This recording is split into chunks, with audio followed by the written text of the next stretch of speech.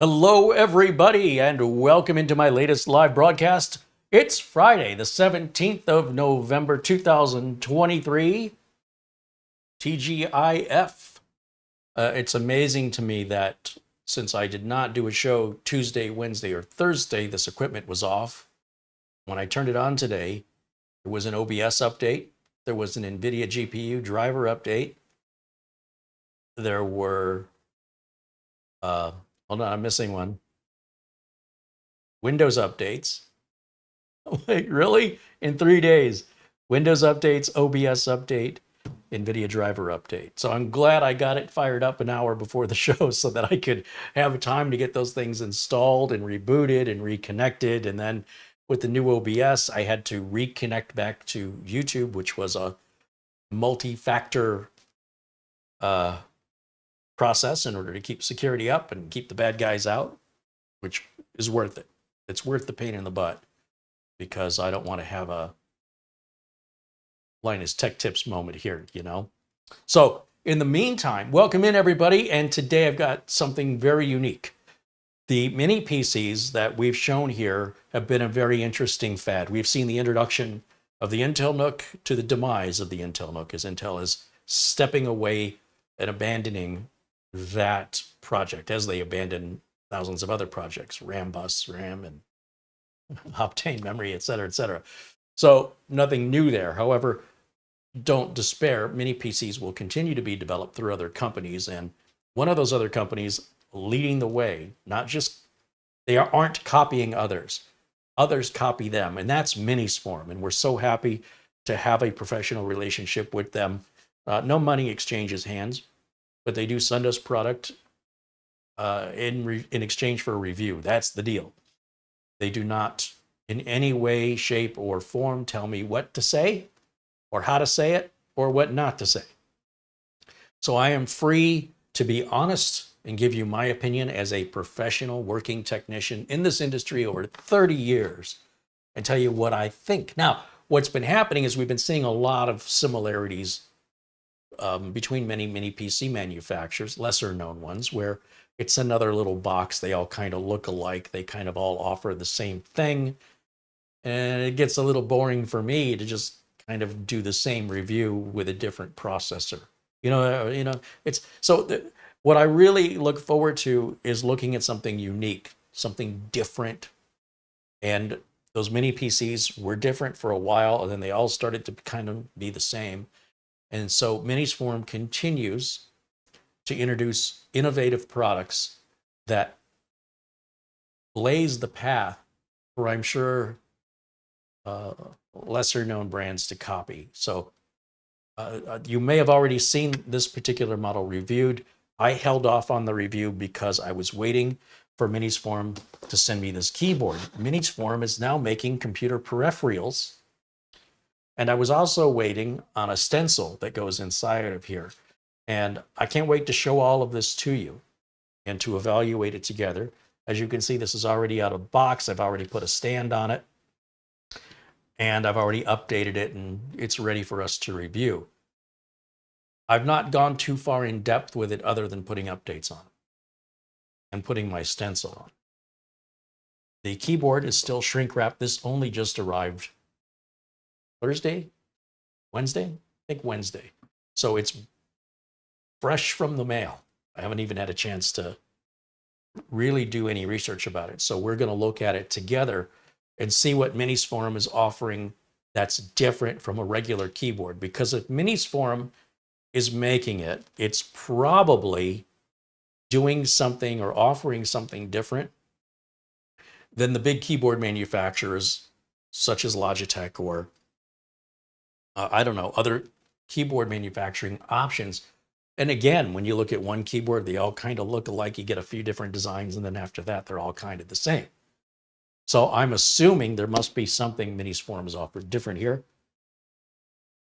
And we'll take a look at what that is. Now, I also wanted to mention that there are some sales going on. You know, next week is when we start our holiday season. So Wednesday may be an early day, or perhaps the end of the week for a lot of people who will then get Thursday, Thanksgiving off from work. Many people will get the following Friday off for work, and then that leaves us Saturday and Sunday. So for many of us here in the USA, we'll have a 4-day weekend. That also means this time next week will be Black Friday. That's when all the big sales go on, followed by Cyber Monday. That'll be the Friday after, the Monday after Thanksgiving, where then the online sales occur. But I'm already seeing deals starting up right now. And just to mention a few that I've had my eye on over at Amazon, I've had my eye on these products and the prices have come down, and I'll just share them with you here real quick. And also know that links for everything are in the video notes below the video. And Minisforum has the UM790 on sale as well with a coupon code. And those notes and links, coupon code, that's all in the video notes below today's video. Also, before I forget, a shout out and a thank you to Paul O'Brien for the Amazon gift card and super chat. And of course, our very generous and amazing community member, Peter Laycock. We call him Buster. Buster sent a very generous PayPal contribution just prior to the show starting and says hello to everybody. And thank you again to Buster, who makes so many of these videos possible just by himself. I cannot express in words how appreciative and how lucky we are to have him as part of our community and to call him a friend. Now, with these specials that are going on right now today is Friday, November 17th. I don't know how long these specials are going to go on for or if the products are going to sell out. So if you're on the fence about it, this is Amazon with 30-day returns. I'd suggest you, if you're on the fence, lean towards yes and know you've got 30 days to change your mind. Now, let me bring up the first item here, which is, I will find it. The Samsung 990 Pro, which I mentioned a few days ago, that is still on sale. This is the 4 terabyte. This is the only 4 terabyte NVMe drive Samsung has ever made. It just came out. And when it came out, they wanted $399 for it. Then they wanted $349. Then they wanted $299. Then they wanted $279. I thought $279 was a fair price. And now $249. So that's a very good price for a Samsung. This is the Pro version of the drive. Read speeds up to 7,450 megabytes per second. Next up is the Western Digital Black 4 terabyte. This is my go-to because the Samsung 990 4 terabyte did not exist. This is what I've been using in a lot of builds where I want super fast capacity. This is what we put in the NZXT computer with the 13500 we built for Beth. And we paid more than this for it. So $229. It's very comparable to the Samsung. Same warranty, great company behind it. And then for external storage, you know, I've got one of these Samsung SanDisk, which is also owned by Western Digital. This is the 4 terabyte Extreme Pro. This is normally like $299, sometimes a little over $300. At $239.99, that's the cheapest I've seen it. However, please do know that the reason that this says updated firmware is because Western Digital, who owns SanDisk, has had an issue with these specific drives failing prematurely. And they issued a firmware update to address it. However, it's, from what I've seen online, it's not a firmware update issue. It can't be fixed from firmware update issue. And not necessarily every unit's going to be affected. But they're now claiming that they've updated the firmware and they've addressed the issue inside of it. Have they? I don't know. Is that why it's on sale? This is the drive that I keep testing, trying to get up to 2,000 megabytes a second through the USB port. And so far, I've only had 2 computers that are compatible. And I have not personally had any trouble with mine. So take that for what it's worth. If it does have a problem, Western Digital honors the warranty, which on this is how long? Don't know. I don't know how long the warranty is on this. Yeah, fast and dependable. That's marketing speak for not. Actually, it's fast. Is it dependable? Again, in my experience, it's been dependable for me, but I very rarely use it. So, perhaps I'll keep you up to date if I ever experience a failure with it. And the warranty is what? I'm not exactly sure what the warranty is on this. But effectively, this is just a 4 terabyte NVMe drive in an enclosure. My understanding is if you crack this open, you're going to see a Western Digital 4 terabyte NVMe drive in there. They're not easy to crack open. They're pretty well glued shut. But anyway, it's a good price. And if it does fail on you, you have warranty. Western Digital will cover the warranty. You may not be able to get your data back, so always make sure you have backups of important data.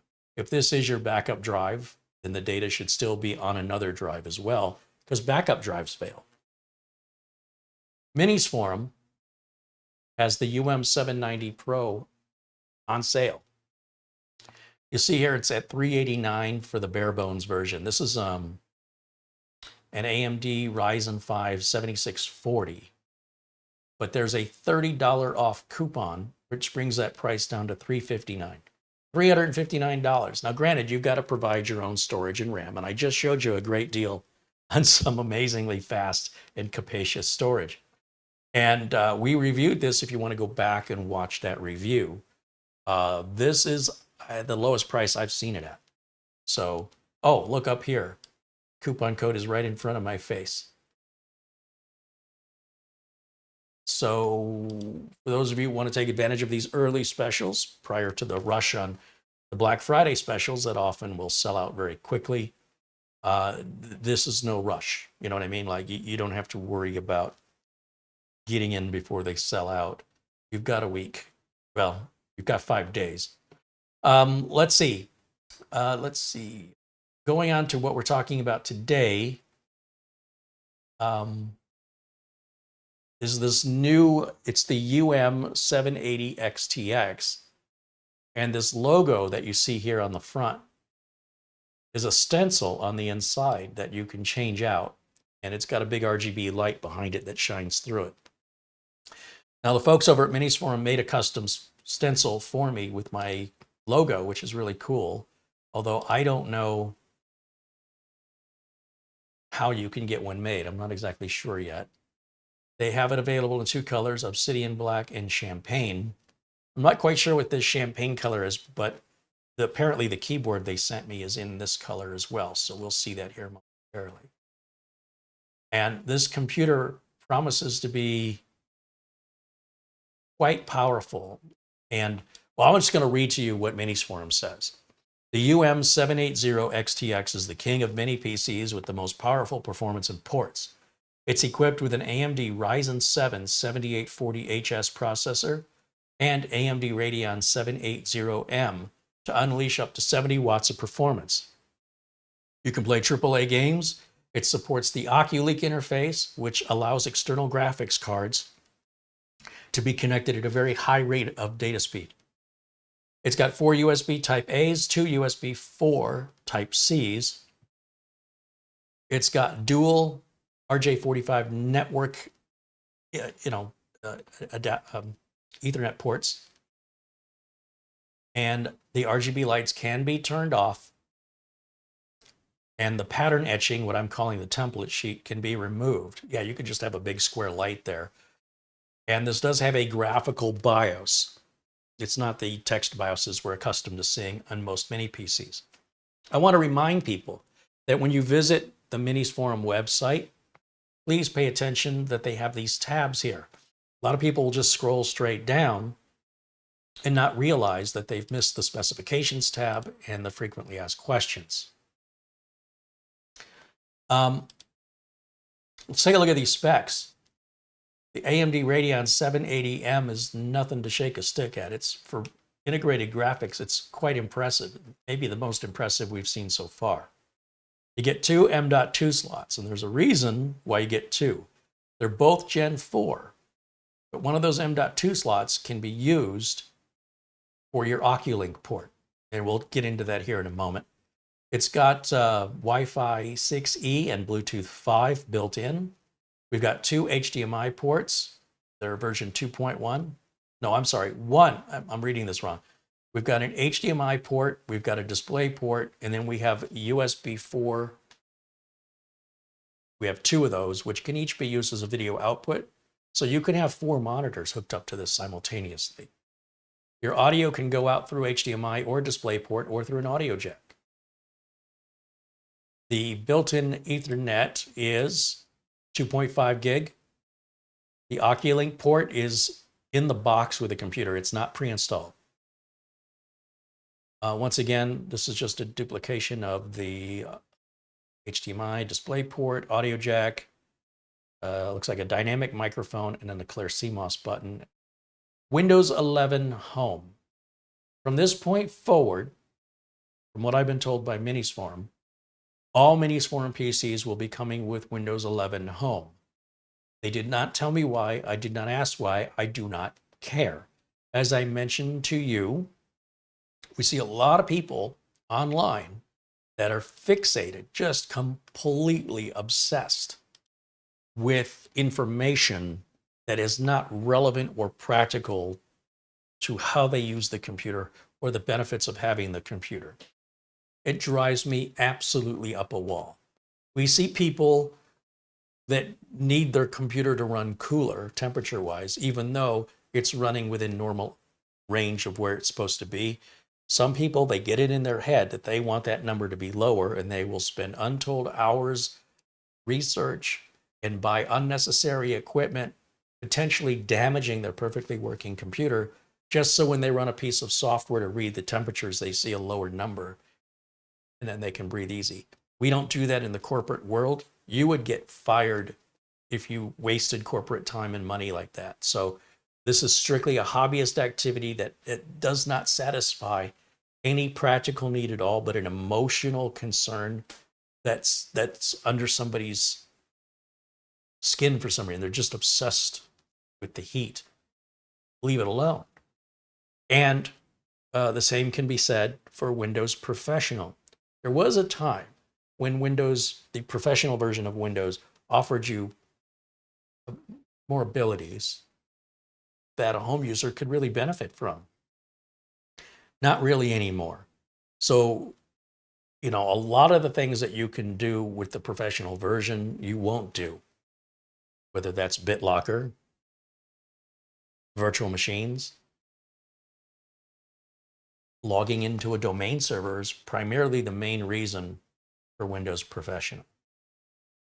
All the other things, which isn't much, that Windows Professional offers, you can get through third-party software. In other words, I don't have to use Microsoft's virtual machine. I can download software for virtual machines.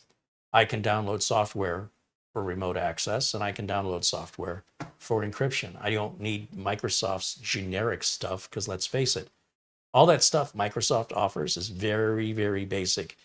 If you really are somebody that wants to dig into it, you're not going to want to use that stuff anyway. It's just too basic.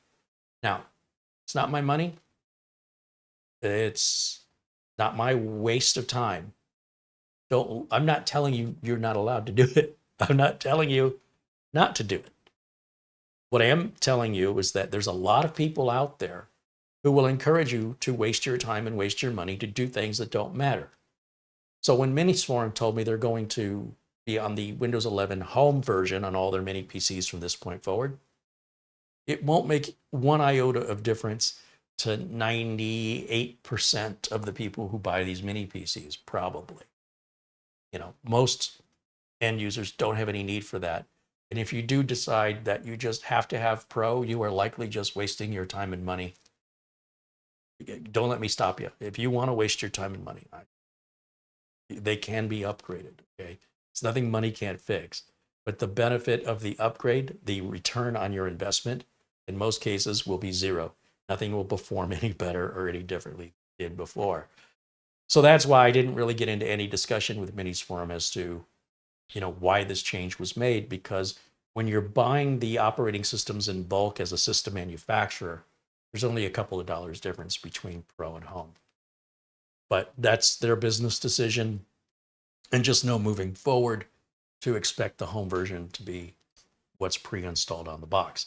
Now, if you buy a bare bones Minisforum computer, this is not relevant to you because bare bones means you have to provide your own storage, your own RAM, and your own operating system at your own cost. And that's why the machines are sold so much cheaper, because they don't have to spend all the money on those extra components and software.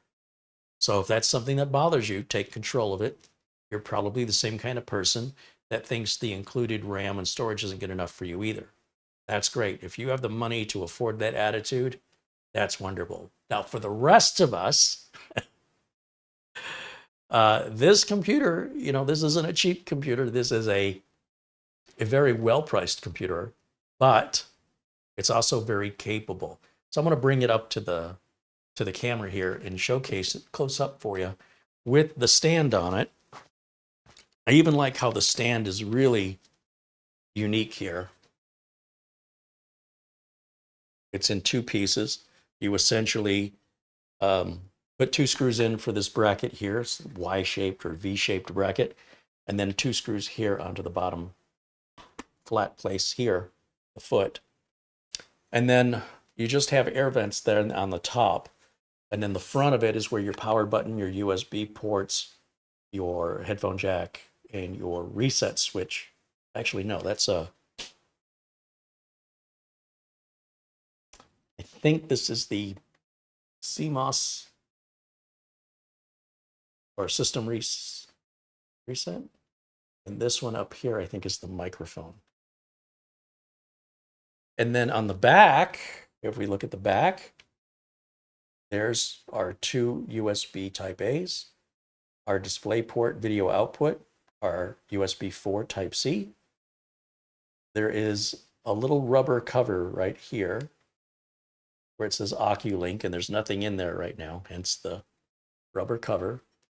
And that's for people that want to add external graphics cards or some other high performance, high I/O data performance connector here. This runs at like 64 gigabits per second, whereas USB, the best it does is like 40. So it's quite a bit faster. Below that is your HDMI video output. You've got your two LAN jacks, 2.5 gig, and then our barrel connector. Now on the front of this, and what makes this so unique, is the stencil. Now this top, or this lid, this is held on magnetically, and that is a big RGB light right there.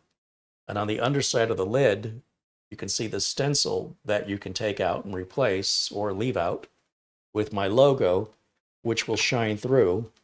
And then if we want to get to any of the components inside of the computer for, let's say you buy the bare bones version of this and you want to add your own RAM and storage, there's 4 screws, one in each corner, and then you will lift this piece out.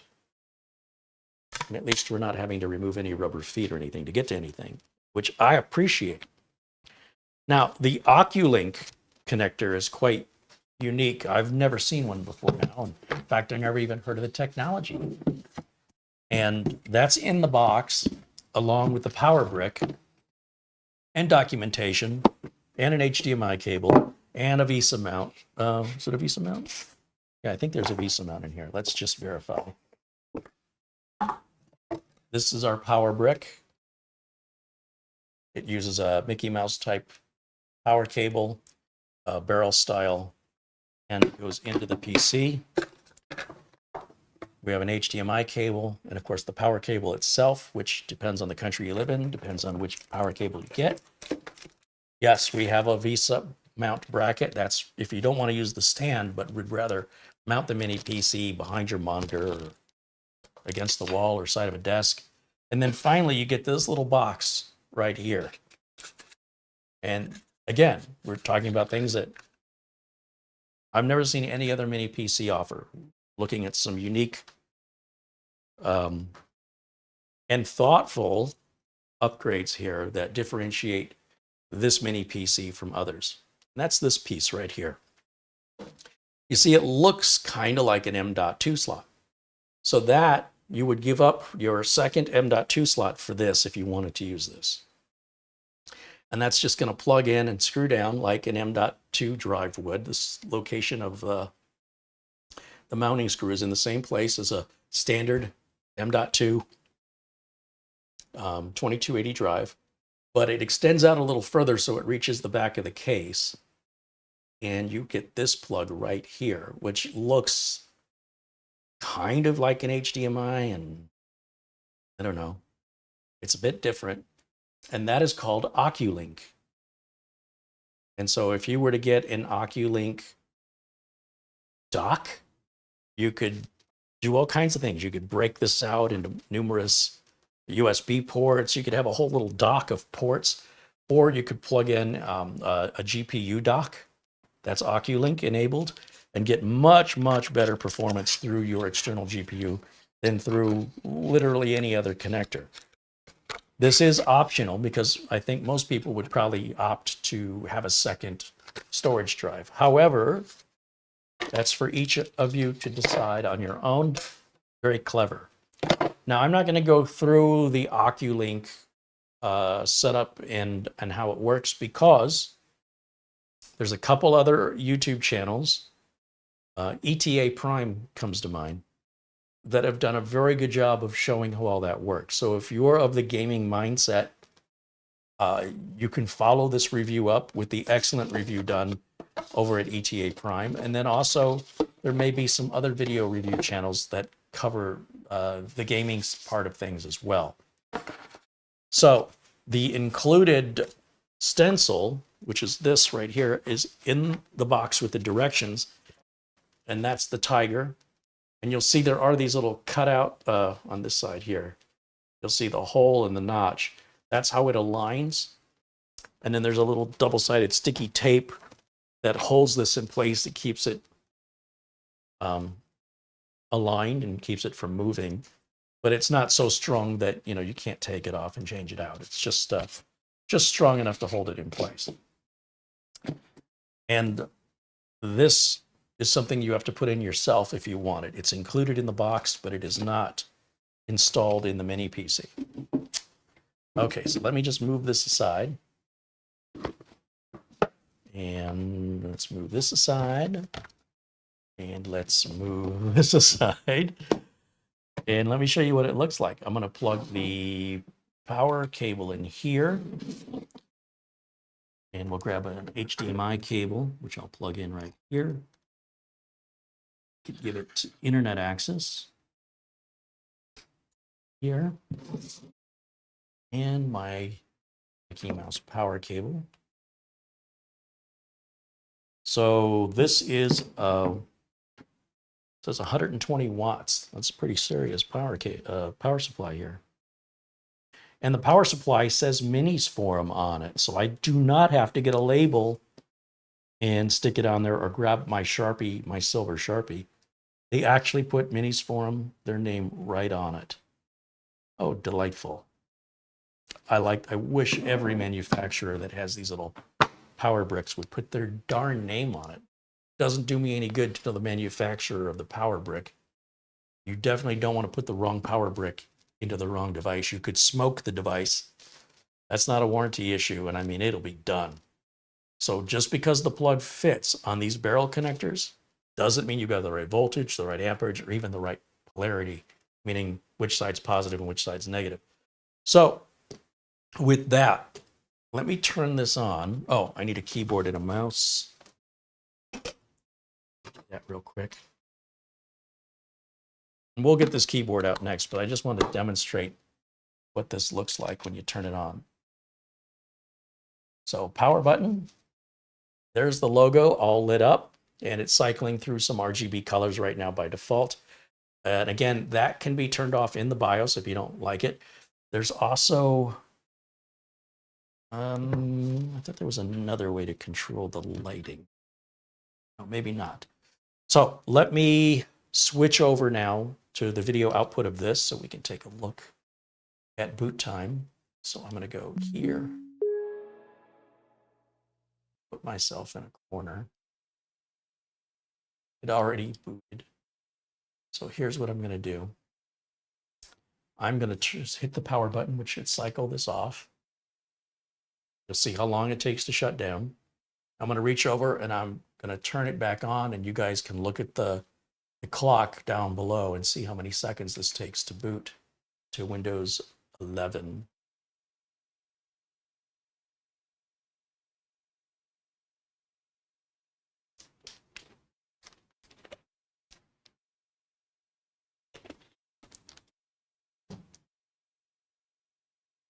Now, Minisforum sent this with the RAM and storage that it has. I did not put some fast or expensive parts in this. This is stock, 100% stock from Minisforum as you can buy it.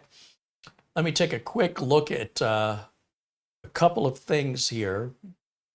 One is I want to verify if I have Windows 11 Home or Pro because I think that's a recent change.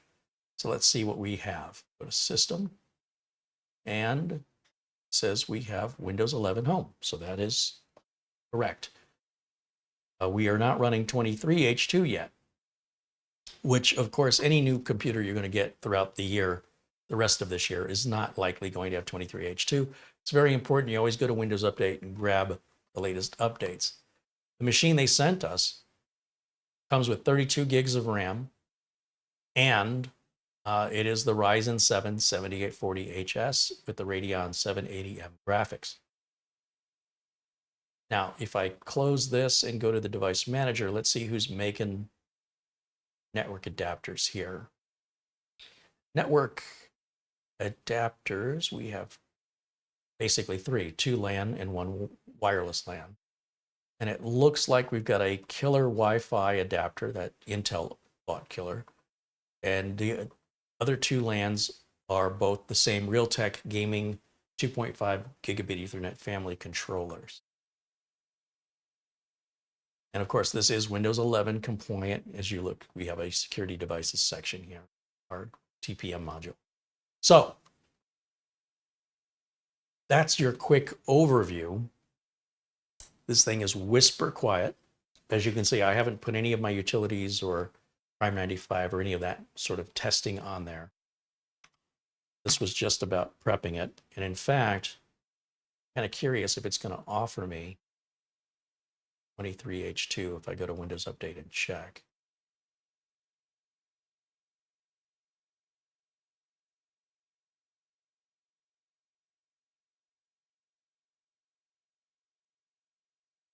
Wow, a lot of updates. So these were the updates that the streaming PC needed as well. So while those are doing their thing, let's go back full screen over here. And let's take a look at the chat room and see what your response is. What you guys think of this thing? I was impressed by how powerful it was, that it is an adequate gaming PC. A lot of the times when they promote these mini PCs for gaming, well, they have a very liberal definition of gaming when they do that. But this one, actually, you can really play AAA titles on as it is. Let me scroll. Well, you know what? I'll get my glasses and I'll look over here. I don't have to struggle so hard to read that distance.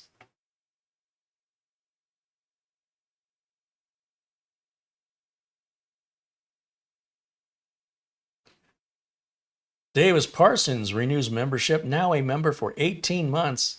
He goes, 18 months, where has the time gone? Yeah, tell me about it. Thank you, Davis, for continuing your membership here. It means a lot to me. Planet Cryos with a $5 super chat says, hello, Carey and all. Thanks for the video you sent. I had no clue about Western Digital drives doing the thing that they do. Good thing I use other ones. This is about, we were talking about Western Digital's announced a new 20-something terabyte, 26 terabyte drive, something. And he's like, I just got the 22s, but they're enterprise drives only. They're not for the consumer market yet, but they're probably coming. And I'm like, yeah, I'm not sure I'd want to use Western Digital drives in a NAS. Those Western Digital Reds have had some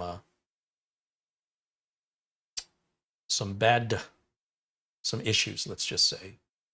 And if you Google about it, you can find more about it. So when you combine that with the whole SanDisk thing I mentioned earlier, I've been more or less avoiding Western Digital, except that SN850X 4 terabyte drive But even then, that's kind of an exception. Now that the Samsung 990 4TB exists, as soon as if they become the same price, and for the same money, do I choose the Western Digital or the Samsung? I'm going to choose the Samsung because of the ongoing issues Western Digital has had. And the way that they've dealt with them, they haven't been very transparent about it.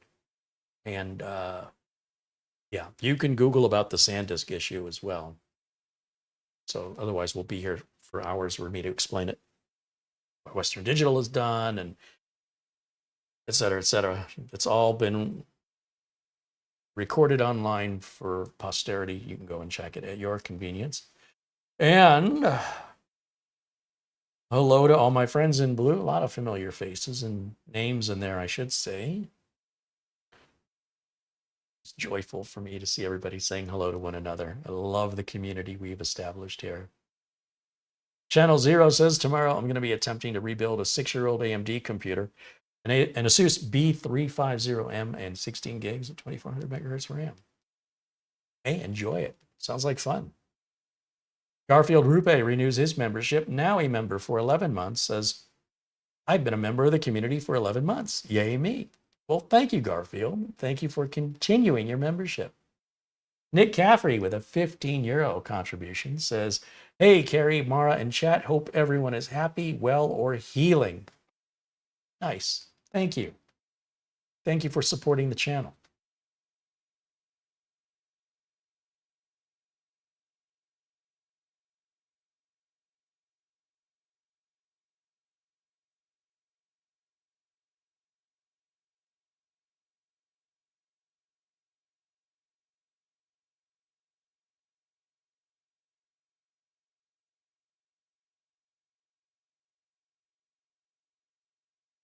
John Williams says, good afternoon. It's 45 degrees Fahrenheit here in Madison, Wisconsin. Yeah, that sounds a little chilly, but I would like that. We're here in Phoenix. We got a little bit of rain, just a trickle of rain yesterday. We might still get some tomorrow. And then after that, we're back to a dry desert. And I saw that they were running the free practice of the Formula One race in Las Vegas that everybody that lives in Vegas is like, this has been a nightmare with all the construction and all the road closures. And during the free practice, the one of the water valve covers, it's like a little manhole cover, came up against the bottom of 3 of the cars, I guess, hit it, and completely destroyed one of the cars. Luckily, nobody was hurt. But they're going to have to basically replace the car, and they're very expensive. So that Ferrari team was not happy with this new track in Las Vegas, which is just the street. They've closed down streets like they do in Monaco for the F1 cars rather than having a dedicated track. And the streets are all prepped for this race where they're supposed to be. And they've had this issue with manhole covers popping up before, but it's been probably 40 years since it happened the last time. But somebody got seriously hurt last time, and you'd think they'd know to watch for that. So not off to a good start. That race, by the way, because it's the Las Vegas Strip, right? You can't really interfere with it that much. They got business to conduct. Employees have to go to work.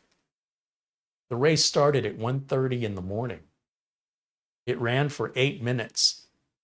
And then this whole issue popped up. And cars were damaged. And then they sent everybody home. They said, sorry, you have to go. They literally kicked people out of the grandstands. And they got the issue resolved and then restarted the race, I think at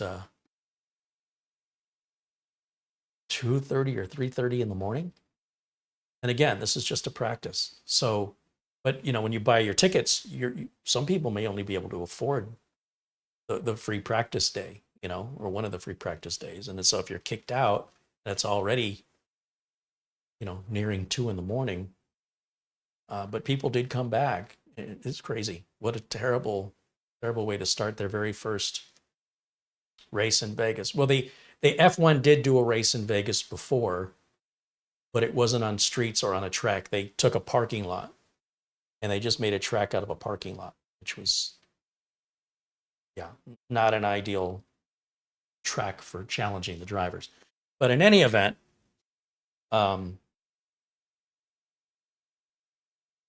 if you're into F1 or you're curious, be sure and check it out this weekend. It's pretty exciting to watch this stuff. And then speaking of that, Keanu Reeves has a documentary coming out about an F1 team. Braun? Anyway, I don't follow F1, you know, when it comes to like Lewis Hamilton or any of these other drivers. I just kind of know the names and get some glimpses here and there. But because this is happening in Vegas, I was kind of curious. And you know, how are they doing this when Vegas has business? You know, it's about casinos and gambling. And if you shut off access to the casino, or you make it difficult for people to have to drive to figure out how to get to where they want to go, and then in doing so, traffic is all backed up. And it's been this way since they started construction. It's only gotten worse. But I'm just glad I'm not there right now. I'm not a fan of big crowds. And I'm sure the seats are much, much better from my television or my computer YouTube channel, you know, going on YouTube, than getting, you know, one brief little section of the track. Anyway, I just thought that was shocking. As long as they've been doing this F1 racing on city streets, that wasn't something they would have had, you know, been on the look for and would have prevented. Shocking. So if you're interested to see that footage, it's you can see it's significant damage from a little water valve cover. It's about yay big, but it's also about that thick. Anyway, got off track.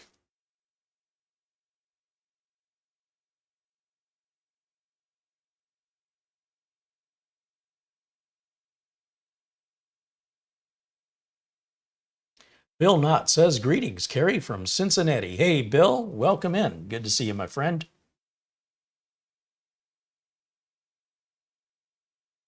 Essential Working Too Hard says, Carey, that's an impressive little machine. I want it with Carey's logo. Well, good luck with that.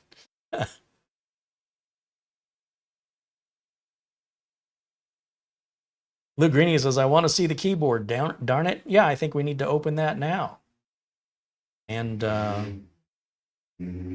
there's somebody clearly driving a residential speed. You guys hear that thing? Ron Barnish says he's been a member for 15 months. Right on, Ron. Thank you to all the members, and thank you to all my friends in blue, and thank you to all the viewers, especially those joining us in the chat room. It's always great to get interaction. The point of YouTube, from my perspective, is to interact with your audience. The point of television is to watch it. So I do hope if you're watching this video while it's live that you will pop into the chat room at least to say hello and let us know where you're watching from. In fact, those in there now, please shout out where you're watching from. Ben Laird said he just got his 6-month membership. Thank you, Ben. Ben joins us from Scotland. Greg M said it is a minus 2 degrees Celsius here in Canada. What part of Canada? All of it? The entire country is the same temperature. Steve Mercure says, what does one of those F1 cars cost? A lot, a lot. You know what's worse? The amount of work they had to do to repair the car exceeded the amount of time that they're allowed in their pit. And they penalized them for it.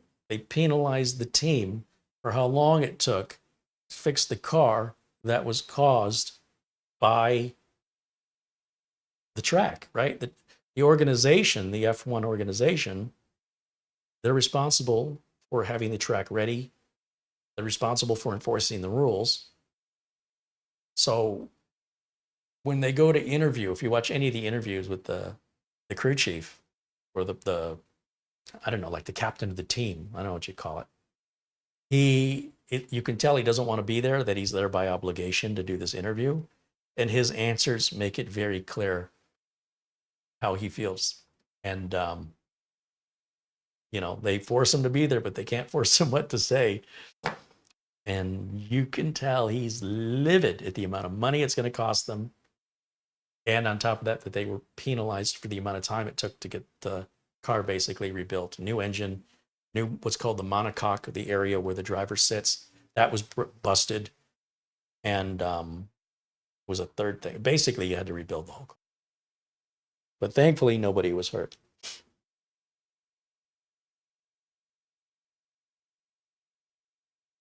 $500,000? No, I think the cars are worth a lot more than. I think the cars are worth a lot more than 500,000. I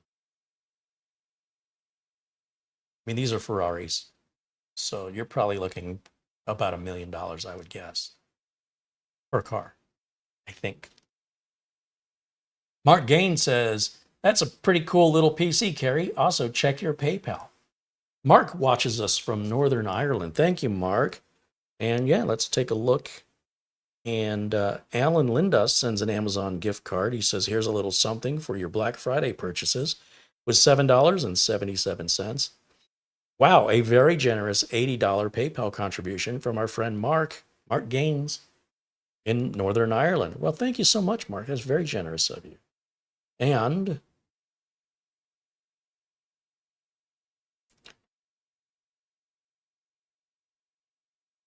I have some messages from friends who apparently don't know I'm live on Fridays.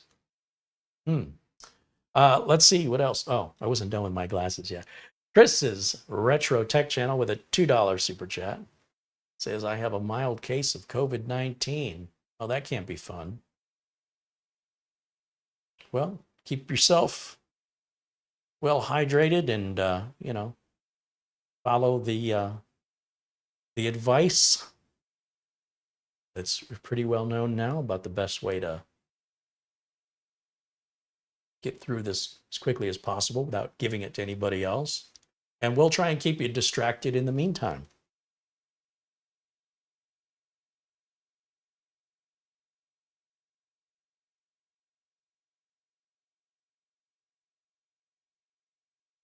All right, let me keep looking through the chat. I have not made it all the way through the chat yet.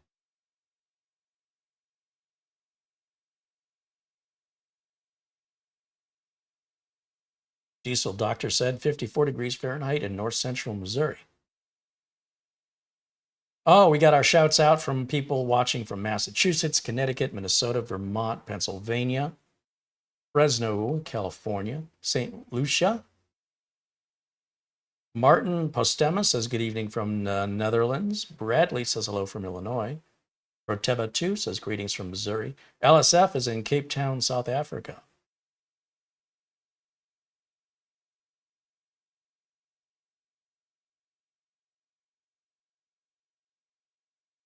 D.A. Carpenter said he's watching from Three Rivers, Michigan, and Steve Chappelle watching from North Carolina. Steve Mercure joins us from Pottsville, Arkansas. Captain Blinsky from J-Town, Pennsylvania. Carlos Hernandez at Moreno Valley, California.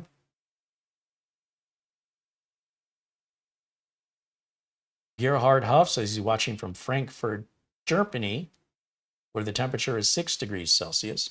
Tim Teal says hello from Idaho. Larry Wood from Indiana. Gary McGraw from Fort Worth, Texas. Hypevision says good evening from Barbados. How cool is that? There aren't too many people that live on Barbados, so to even have one watching me is incredible. Les Stevenson says hello, and Starshine saying hello. Dom Long said he's watching from Pennsylvania. David Moore is in Poole, Dorset in the UK. Doman 2000 says greeting here from the Netherlands, where it is 11:45 in the evening. The cars, according to John Williams and Thomas Backenstow, run.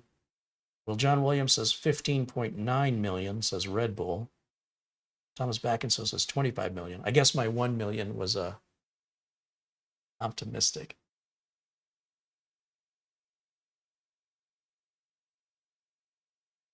Bloviator joining us from Phoenix. Victor Val joining us from Managua, Nicaragua. Managua, Nicaragua.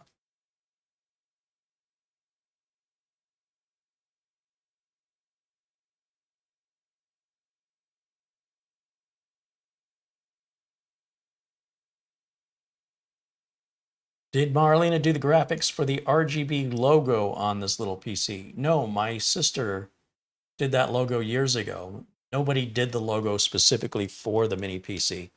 I sent the logo that my sister made years ago to my contact at Minisforum, and they had the stencil made for me.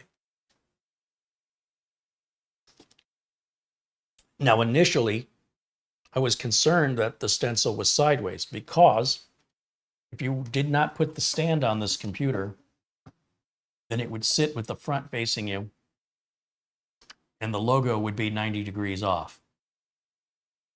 And I said, hey, I think you guys didn't rotate the logo correctly. And they said, put the stand on it and let me know if you feel the same way. So it's like, duh, okay. And yeah, that fixed the rotational issue.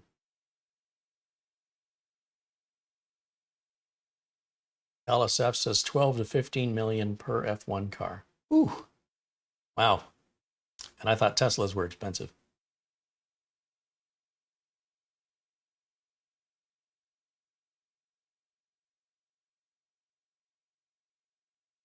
Oystein joins us all the way from Norway. Good to see you, Oystein. Thanks for joining us today. Nick Poverman joining us from Belmar, New Jersey. And Dave E joins us and says, good afternoon. Welcome in, Dave. Raj D renews membership, now a member for 7 months. Raj says, I'm watching from Essex in the UK. I had a mini stroke 8 weeks ago. Recovery's going well. And my first week back to work. Well, that's scary stuff, but at least it was a mini stroke. Those can be, you know, you sort of roll the dice when you have a stroke, and if you're not aware that you're likely to have a stroke, then a mini stroke is the best you can hope for, because then once the doctors are made aware of the blood clotting, they can give you blood thinners and such, and tell you what foods to avoid and things to reduce your risk. So it sounds like you're well on your way of healing, and getting back to work is a good sign, and follow the doctor's orders so that then if it happens again, it won't be a potentially, you know, more serious issue. That's your warning shot over the bow that I think nature has given you there. So Marvin Jameson joins us. Always good to see our friend Marvin watching us here in Phoenix.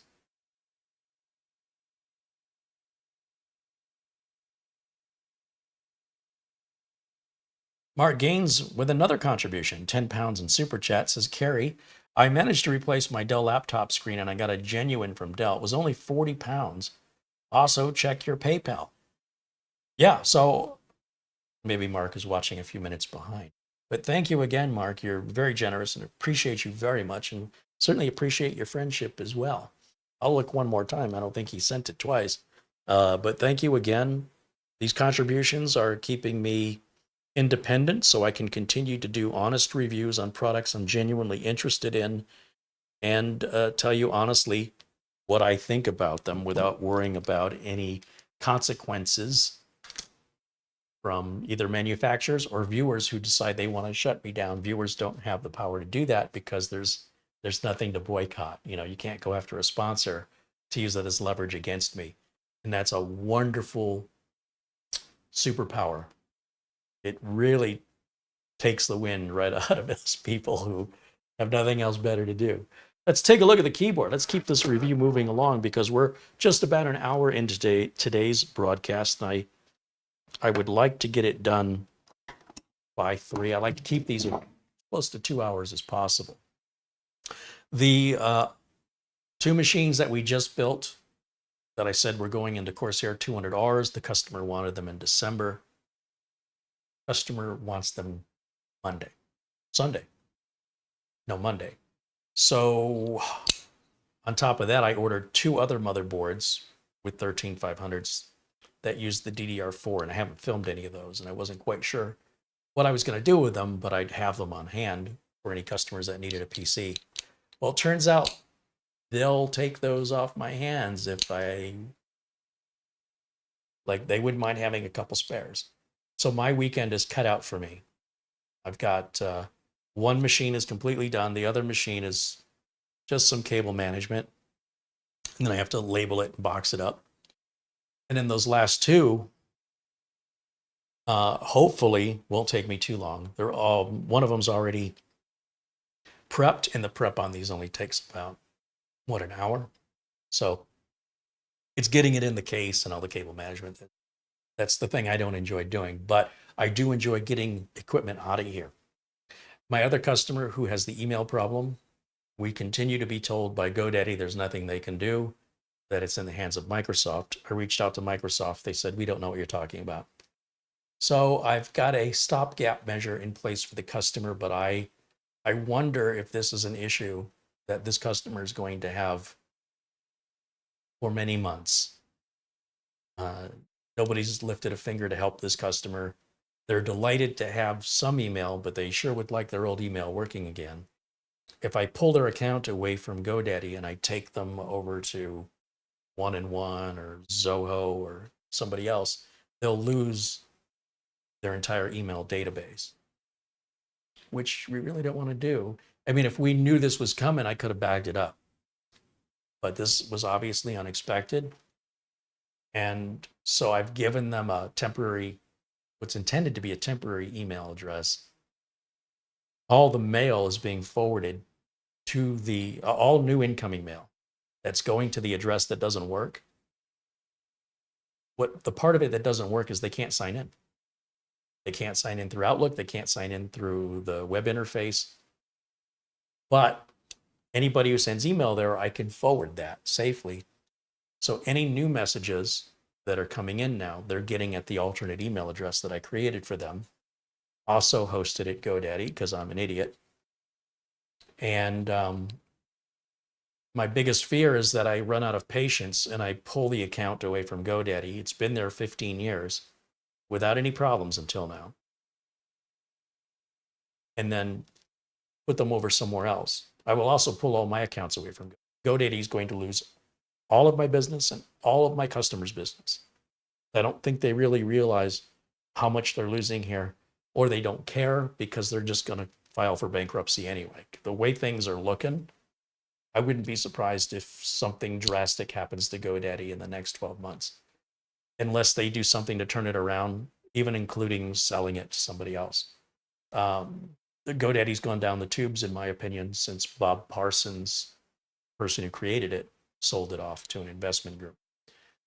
It's just not the same company anymore, nor does it have the same spirit or morale from the employees you speak to on the phone.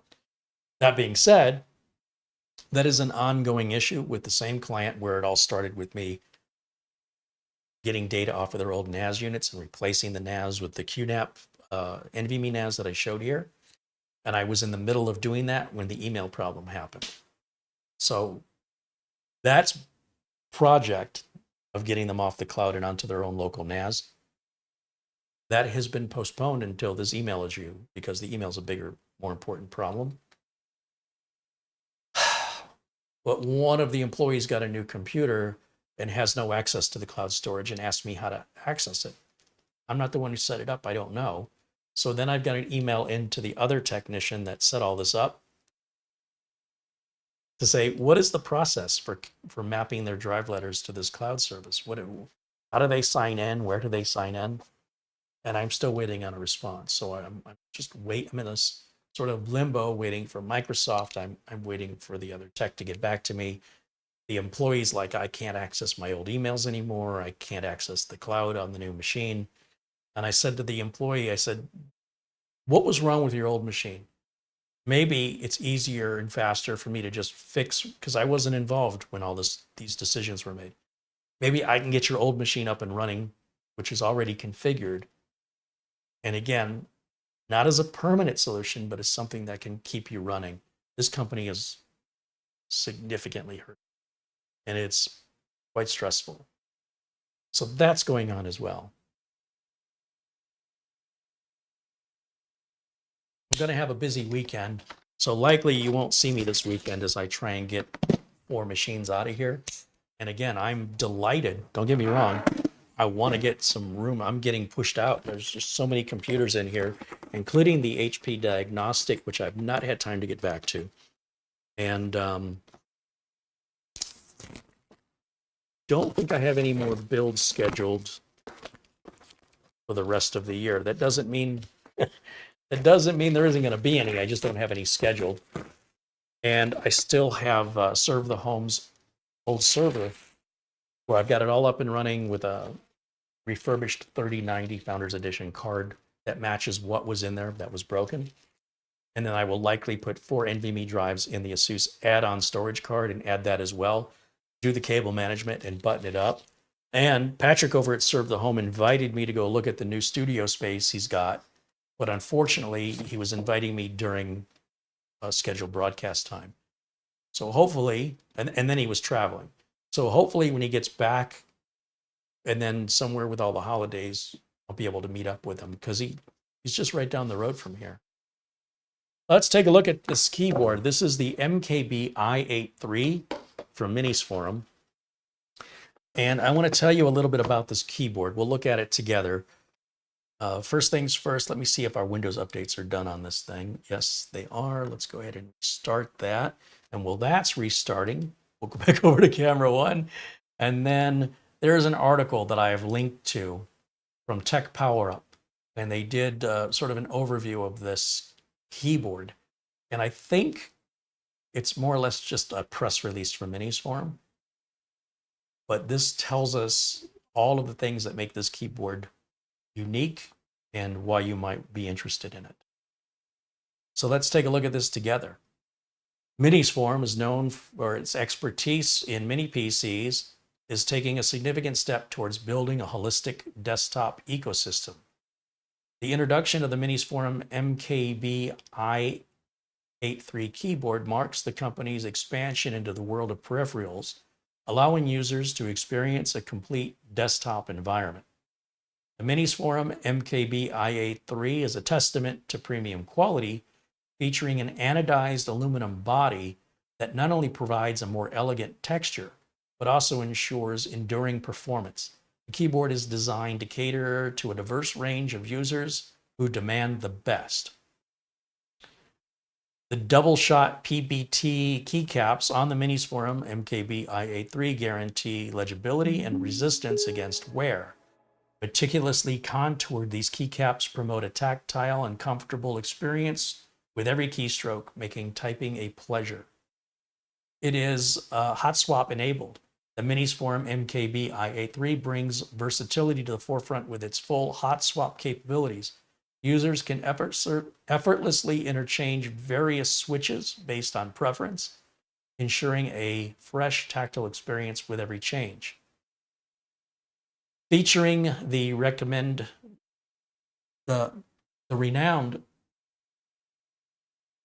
I'm going to make this text bigger. Hold on. That's going to help me.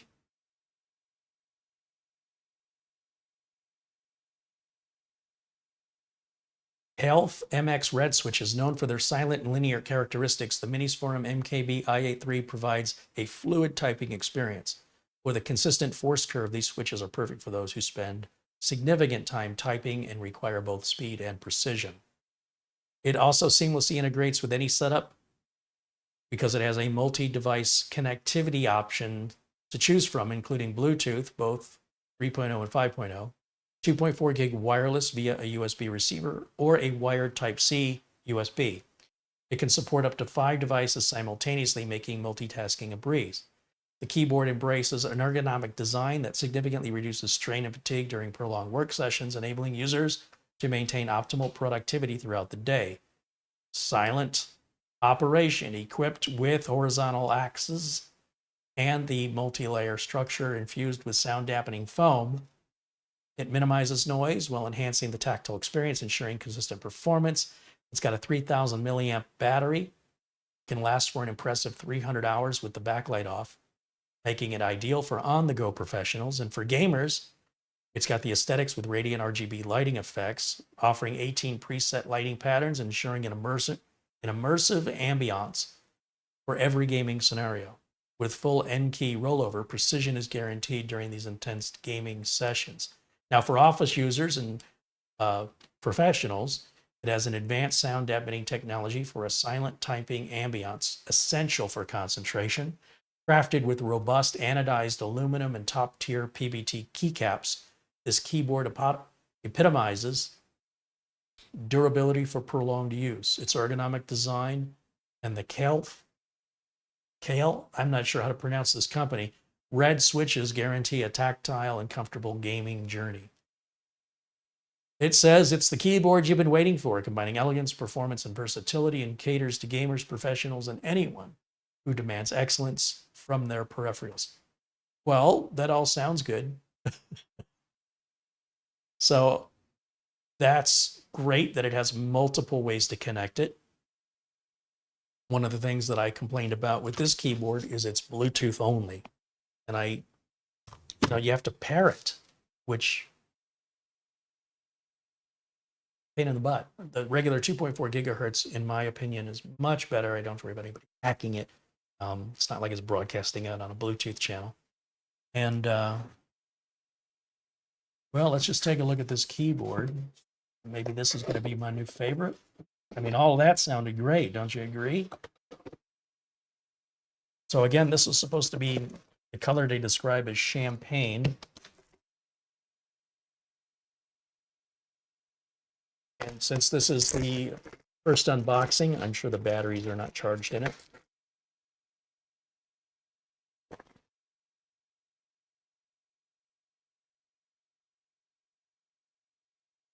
So no 10 key on here. Those almost feel like membrane keys. But you can switch the keycaps out to your preference. We have some kind of a plug here. It's magnetic. And I let go of it, it just pulls itself back in. Oh, so this is your 2.4 gigahertz receiver. And it just fits into a hole right here, so you don't lose it if you want to take this with you on the go. You've got a USB Type-C port in the back. And then you configure it via, there's a switch here to tell it if you want to connect via a USB cable or via wireless. And the wireless means either the 2.4 gig or Bluetooth. Apparently the battery is built in, so there's nothing to change there. Let me bring this up close to the camera so you guys can get a close-up look of it.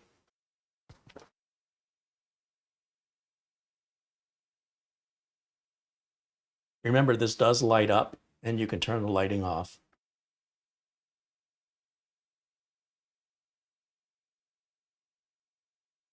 I'm not quite sure what these holes are for here.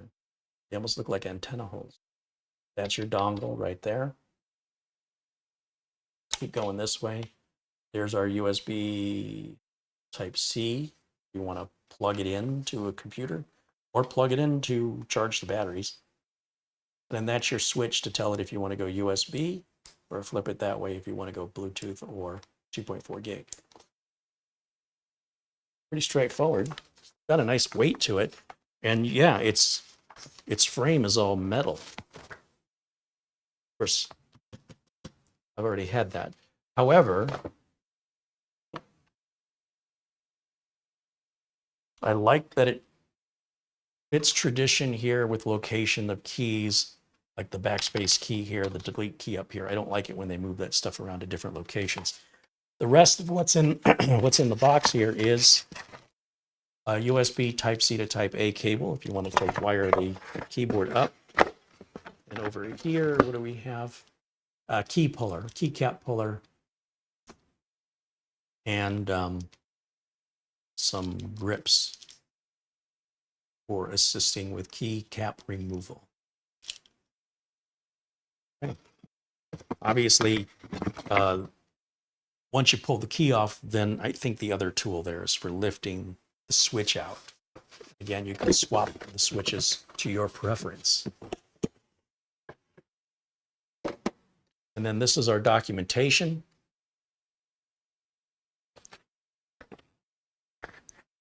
Which I will bring up here real quick and let you guys take a look at it. There's not a whole lot to this. And it is a keyboard, so I wouldn't expect they were reinventing the wheel here.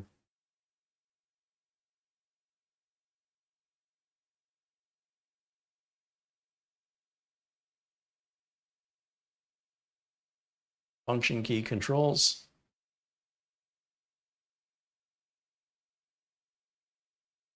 And then on the back side, a little more information with regards to removing the keycaps and removing the switches.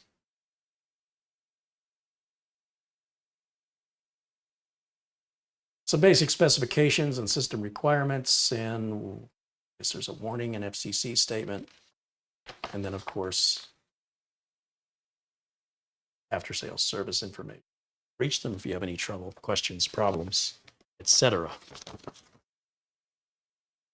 I am delighted to see Minisforum reaching out into peripherals. Can't wait to see what else they have. See if I can... I guess when you flip the switch to Wi-Fi, that must activate the battery. Yeah. And then that brings up all of our RGB. And what we're looking at right now is the whatever charge the battery has currently, which I don't know.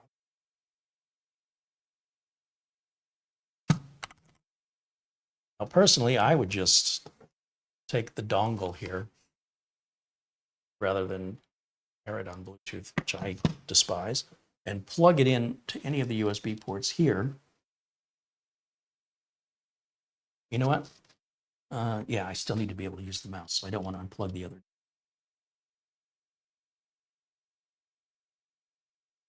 Here we go. And let's switch over now, back over to our HDMI input. And let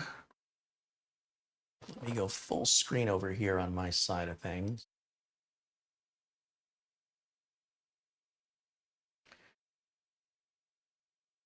Trying.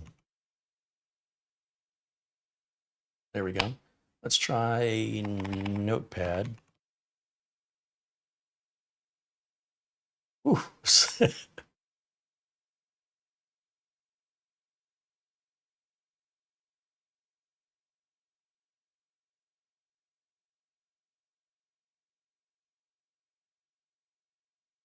Wow, I can make a lot of typos.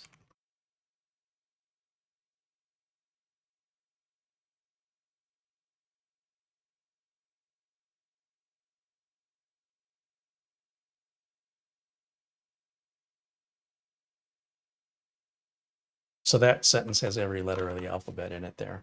You know what? I mean, it's not as quiet as I had hoped. It's not, and it doesn't have as much click as I had hoped. But the good news is I can change that by changing the switches if I choose to do that. It is a solid keyboard. I can tell you that. It's not going to walk away from me. Sometimes very light, cheap, plasticky keyboards tend to drift as I type on them. I'm a heavy typer, so they can be pushed away from me as I type, or they can slide to the right or the left. This one, not only does it well weighted, it's also got rubber feet that are helping keep it stuck to the table so it's not sliding. So overall, I like it. I mean, I could do without the RGB, but we can turn that off. I think, let's see, let's go back over to camera 1 here momentarily. I think, and I know it said it in the directions, but let me just take a look. I have a little light bulb here, so maybe function light bulb. Yeah, that turned it off. Interesting. And then function right and left usually changes the patterns. And then function up and down usually affects the brightness. That does seem to be the case here. Looks like there are 3 levels of brightness.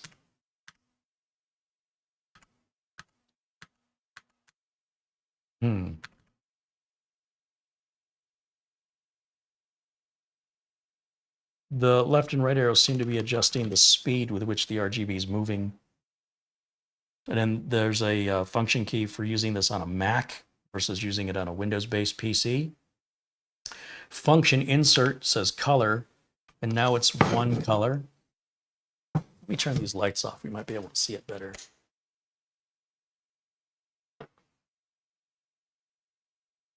So function, insert.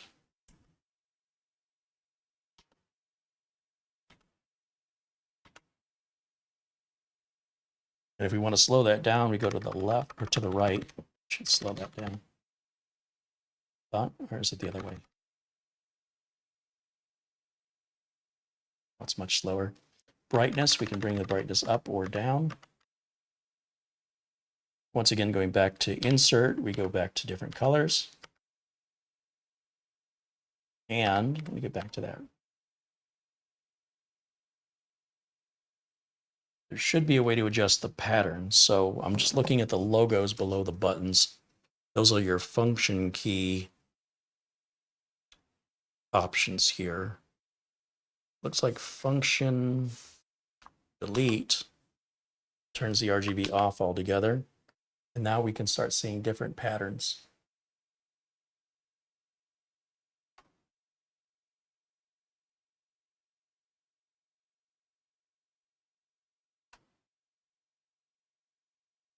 So just 3 choices.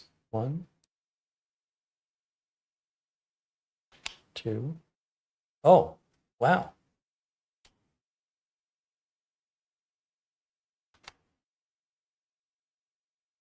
It's like just any static color without any motion. Off altogether.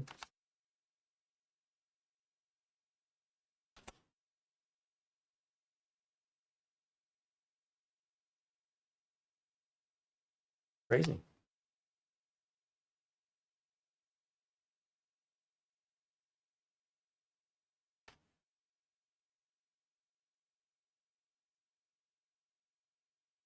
I'm not, it's just cycling through colors there.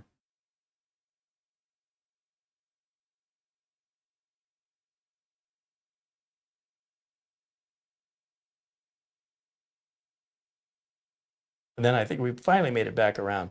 That one's my favorite. I don't know about you, but I think that's pretty cool. And it says function backspace will show our battery strength. How does it do that? Oh, you hold it down. And the green bar, if it goes all the way across, would be fully charged. That's a clever idea.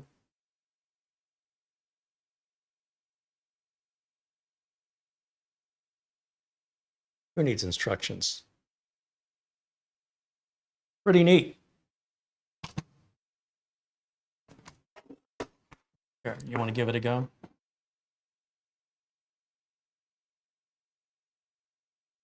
All right, let's bring the lights back up. And let's take a look at our current Windows update status to see if it's going to offer us that 23H2 offering yet. Back over there. Over to full screen on my side here. So let's close that window. Back over to settings, update. Check for updates. The machine is absolutely whisper quiet.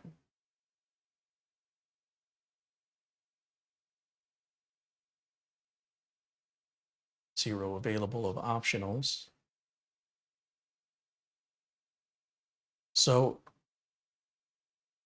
again, you can force the 23H2 by doing a full install, or just wait. Probably within a day or two, it's just going to offer it to me through Windows Update, and it will automatically download and install on its own regardless. There's really no big deal about this particular update. I don't know why it keeps showing me these different security updates there. It shows 4. Seems like somebody wants a reboot. Just keep showing the same one over. So we're all caught up, with the exception of that 23H2, which again, just kind of resets the support clock more than anything else. The big Moment 4 update, which came a month earlier, that's really where a lot of the features and such were added, which is normally what's added with a, I'm just rebooting it here, which is normally what's added in a build update. So Microsoft did it differently this time.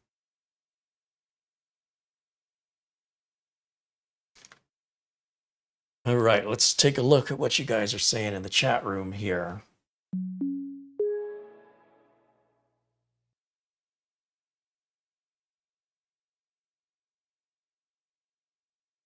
Keyboard is $100, says Douglas Burchell. That's not bad.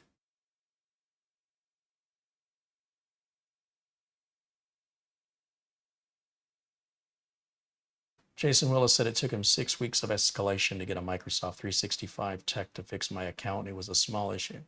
Yeah, well, if it happens in 6 weeks, look, if it happens at all, I'll be happy at this point with regards to that customer with the issue. I am frustrated. Every time I call, I just get the same message over and over and over again. You have to wait, you have to wait, you have to wait. Wait how long? We can't say.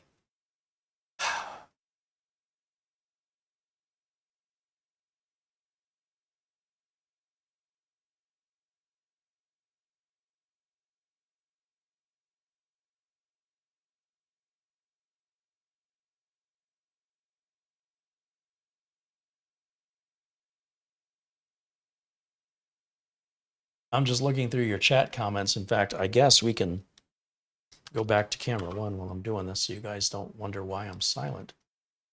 Just take a look here. Your reactions to the keyboard.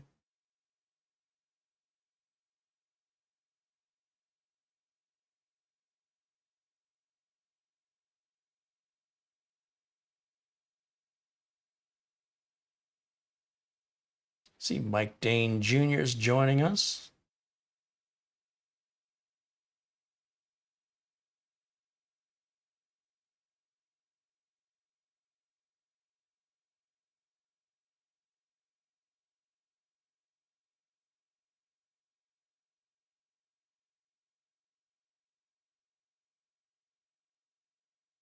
Matt Solov said, Carey, someone from the US has won a lot of money and wants to send me $2 million. How should I do this? Is this normal? That's a scam all day long. I think you know that.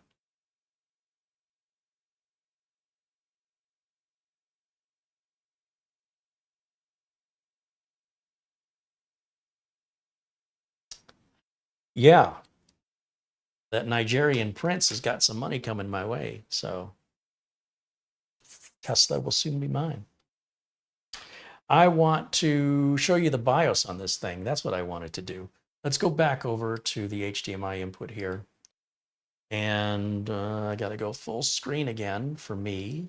You guys watching at home, you guys get it full screen. I only get a small preview window. Unless I make it full screen, which is what I've just done. And then what we're going to do here is we'll go back to settings and we'll go back to update. We're going to go to advanced options. We're going to go to recovery and we're going to go to advanced startup. We'll click restart now, which doesn't actually restart the computer, which is confusing. It's going to bring up a menu for how we want to restart. Give that just a second. Oh, it made a liar out of me. It actually did restart, but it's restarting into a menu. How weird is that? I was not expecting that. So it didn't lie. It actually did restart. So the please wait means it's setting the menu up, I guess. So this is the menu I was talking about. We're going to go to troubleshoot. We're going to go to advanced options. And we're going to go to the UEFI firmware settings. So when I hit restart, it's going to take me right into the BIOS without me having to press any keys. And this BIOS is very different from what we're accustomed to seeing on these mini PCs. And we can control the RGB in here as well, which apparently everything is in Chinese. We should have a way to change this.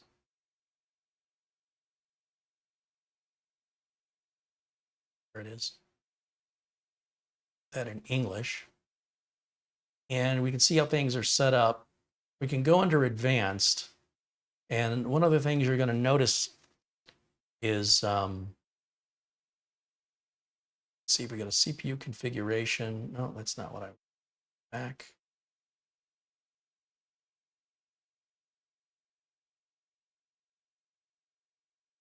It's likely not in the security setting. Is it? No. Here's our boot options. Let's go back. I guess it's not in.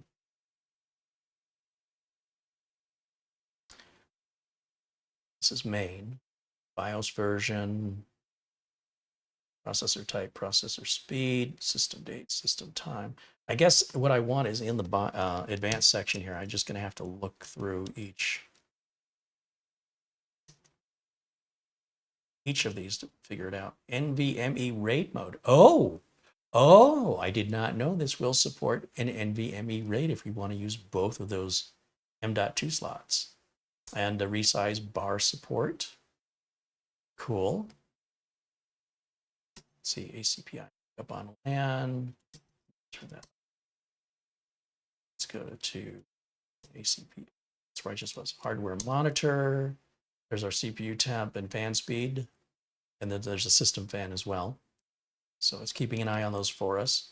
Network stack configuration, that's all good. Power config. So the power limit right now is set to balance mode. If we want a little bit more power, we can put it in performance mode. Then it'll go to the full 70 watt power consumption. But out of the box, it's going to be in balanced mode. And let's see, CBS. See anything here that would control our RGB. That's it.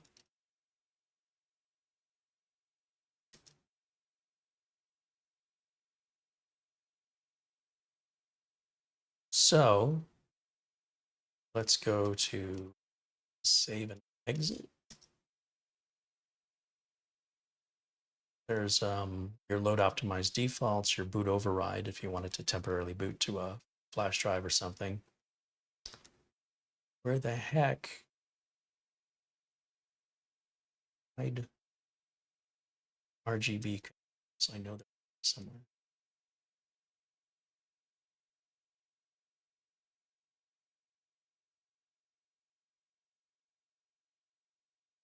Would have thought it would be under advanced. I think it would be under onboard devices.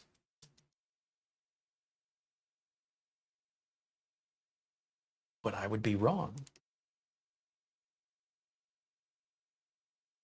I don't know what this CBS is.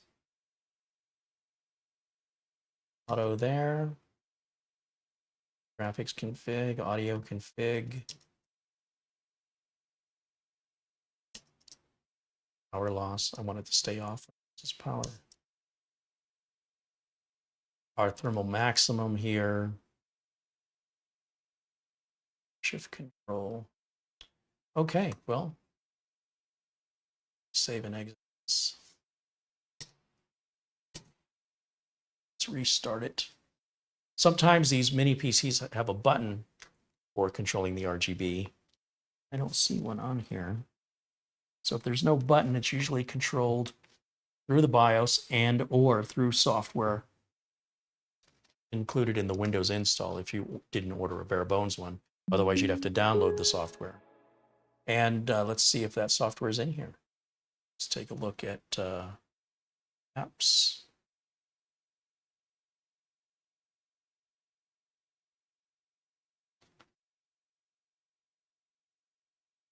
Because this is AMD, you always want to make sure you have the latest version of the Adrenaline software, which I believe I already did. You can double check that while we're in here.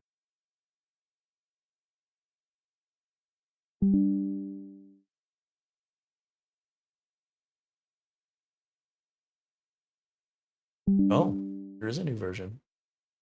We're going to go ahead and grab that.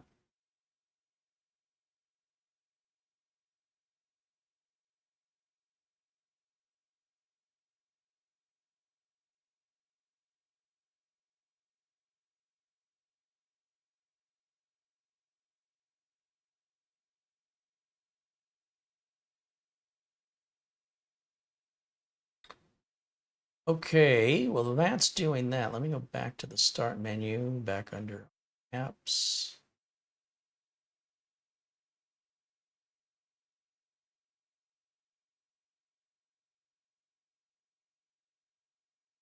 I don't see any utility called Minisforum here.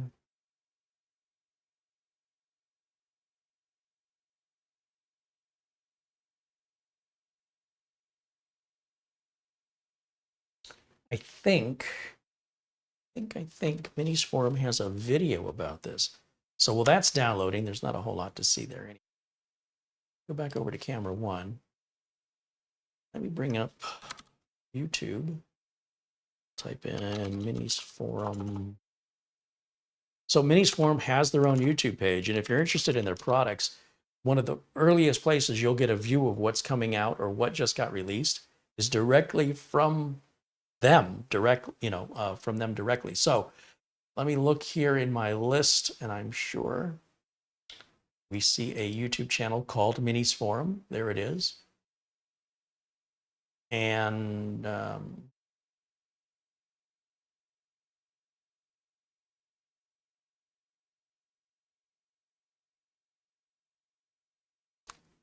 on this, so they've got many of their products, they have videos, so you got to find the right product.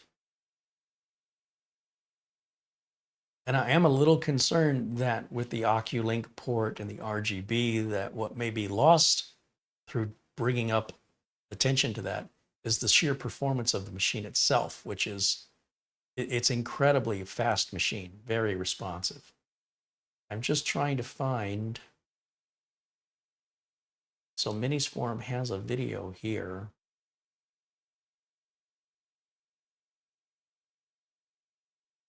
They do a great job with their, they have some CGI and stuff that showcases like the machine being blown apart to see how everything's put together. And they do an amazing job with how they're tackling cooling on their mini PCs, which is different from any other mini PC manufacturer. They're often using liquid metal, and it has to be applied in a very specific way or it won't benefit you, or it won't benefit you very long. So here is a video from Minisforum that says update on the UM780 XTX about turning off the RGB lights. Let's forward. It's going into the BIOS. I don't recall our BIOS looking like. Into setup, he's under main. Oh, they didn't use any screen capturing, so that's not ideal. He's into advanced.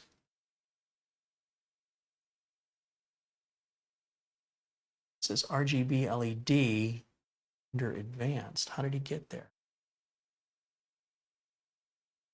What section was that?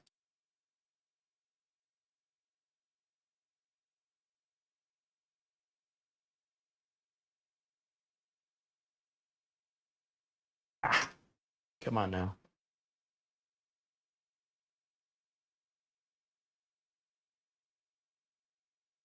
Oh, it was where I thought it was, right? When I didn't see an RGB LED setting in my. So let me look again.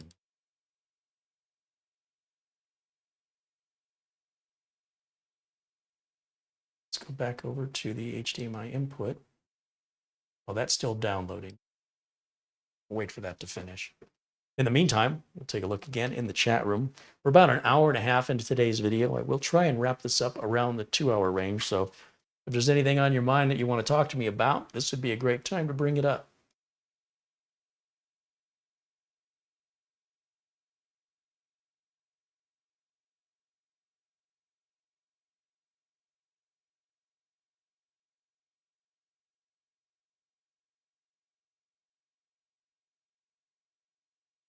Was that a UEFI BIOS? Yes, yes it was.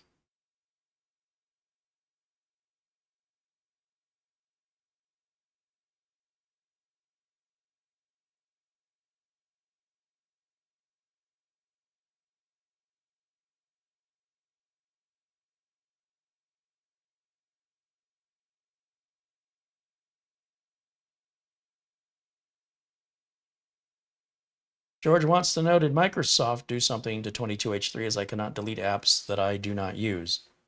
Some of the apps are a part of Windows that cannot be removed, but that's always been the case with every version of Windows ever out. You can't necessarily remove some of the Xbox stuff, and we've discussed that here before. Which app are you wanting to remove, and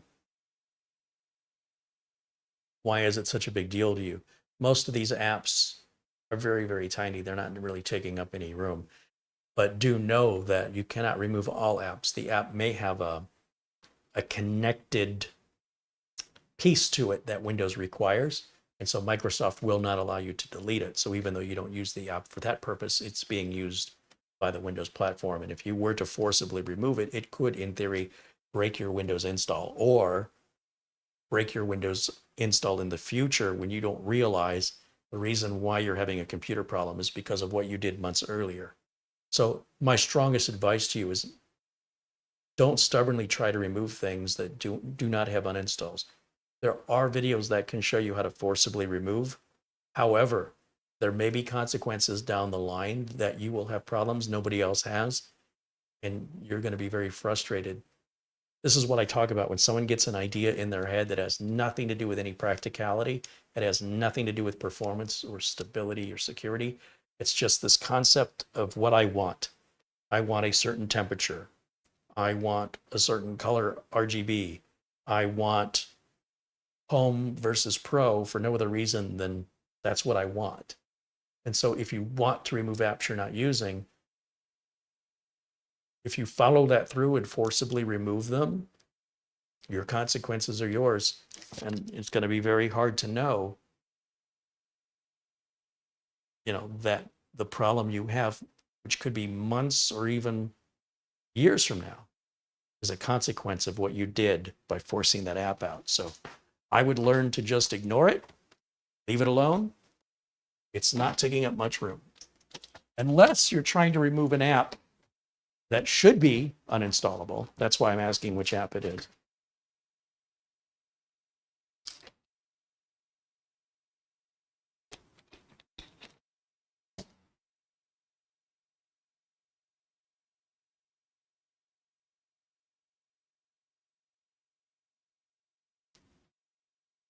Ellen wants to know, has the PC been fixed yet? The HP PC, no, as I mentioned earlier, I've been very busy, and we will get to that as time permits. I'm still waiting for a suggestion regarding a certain area that nobody's talked about on the PC. So that also affords us more time to let people who are seeing the video for the first time tomorrow or next week to participate in it. It's all you gotta do is look at the video views. And if you see those video views growing over the certain period of time you want to wait, the majority of those are people watching that video for the very first time. So while I appreciate those of you who are very loyal to the channel, who stay up to date on all my content, the vast majority of people don't. And in fact, the vast majority of viewers are first-time viewers. Month after month, I get more viewers from first-time viewers than from regular viewers. And how many of those first-time viewers become regular viewers, I don't know, but I constantly get new viewers. Every single month, that number remains about this, percentage remains about the same. And we certainly want to give them an opportunity as they're just being made aware of it. And besides, I have all these other projects going on right now, and that's not important, and nobody has yet recommended what I'm waiting for somebody to recommend. So you haven't missed anything in that regard, Alan. Peter contributes €1. Thank you, Peter. He's also a member now as well.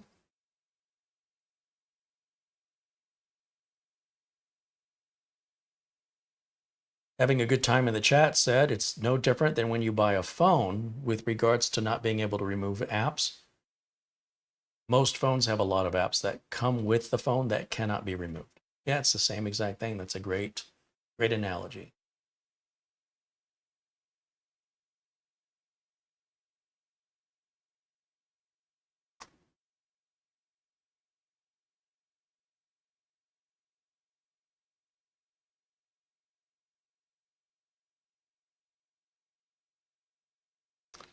Let's see. Bloatware. Apps aren't necessarily bloatware. These days, what you're mostly getting are links to install the software. It's not like you're getting a full Norton or McAfee install, although sometimes you still do. For the most part, bloatware's gone. It's been gone for a number of years now.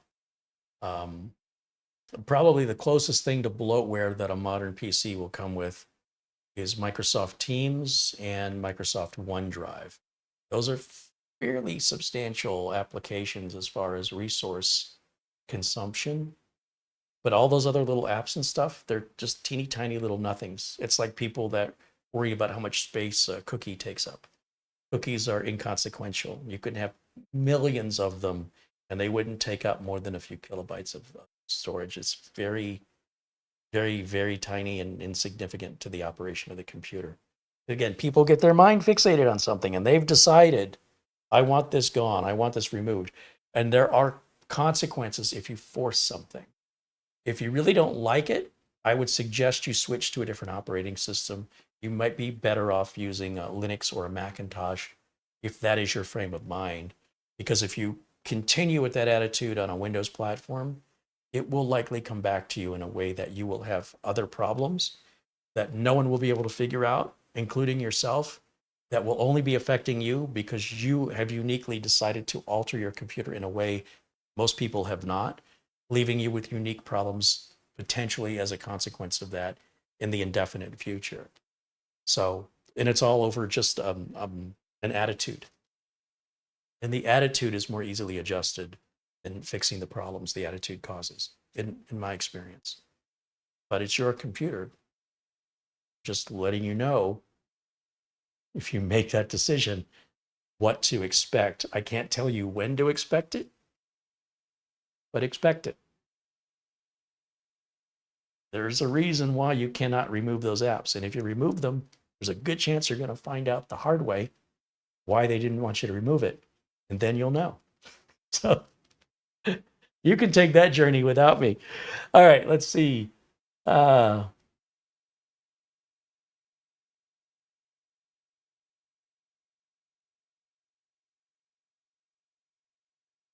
Just looking for any other questions, comments here. And let me check back on how this little guy is doing. Should be able to, that should be downloaded. I can't see it unless I go full screen. Ah, yes, there's the install.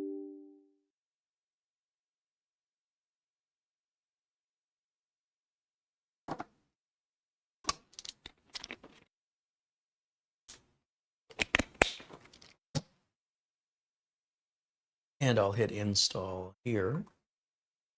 And we're off to the races. One thing I don't deal with on Intel systems is this nonsense.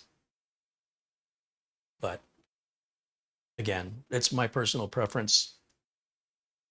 And I absolutely have no respect for this. Like I'm glad that they've at least made it possible to make me aware without jumping through hoops that a new version is available. But the fact that I have to have this, I don't know. Now, I guess this is also covering our graphics driver here, which of course we would have to do with an NVIDIA card, but not so much with an Intel card, not unless it's one of the bigger, what's that family of cards called? Like the A750, A770. But for the most part, you know, you don't go through some massive, you want to talk about bloatware. I would call this bloatware all day long, but you've got to have it. This is massive. And the same goes with NVIDIA. Their, 600 meg, 800 meg download for a video driver is ridiculous. It's just a lot of that's got to be bloatware in my mind. Something you just don't deal with on the Intel platform. So those are the logic, the reasonings that I have for the choices that I make. And you are free to have your own choices for your own reasons.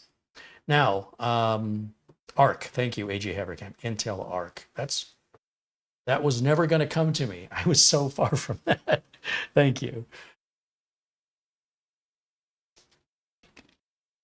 Peter says he understands very well that AMD software is super annoying.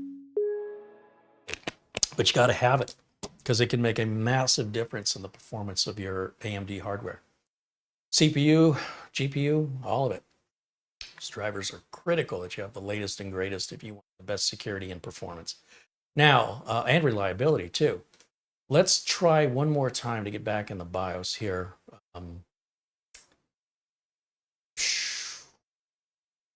I don't know what the key press is. Let me see if I can guess. Is it delete? Start any. See what happens. Delete, delete. Pressing delete a bunch of times, nothing's happening. Oh, here we go. So UEFI shell, BBS menu, boot options, boot setup. So I go to setup, go to advanced, and then it was under onboard device setting. You're supposed to see RGB down here. On the other screen, it showed the RGB option. We don't have it here. I'm going to have to email Minisforum and find out if I am doing something wrong or if there's a BIOS update that I'm missing. Because these machines, I don't think they're being shipped yet. So this may be a prototype that they sent me. Because this is where I thought it would be, right? This is when I was looking in the onboard devices. I thought, yeah, onboard devices is where I would have put it. That is where it shows it in that video. It's not here. And this is an early BIOS version. It shows it's version 1.0, I believe. Yeah. And that's from October 10th, which is fairly recent. However, they may have refined it. The RAM, I failed to mention, this is DDR5 RAM, and it's running at 5600 megahertz, so I'm glad that that's presented itself to us. And we can run Crystal Disk Mark. Let's see what kind of performance we get out of the storage and what kind of storage it is. So let's reset this.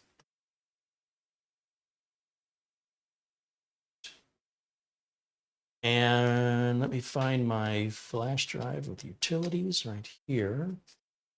And then as soon as our desktop comes up, put my flash drive in.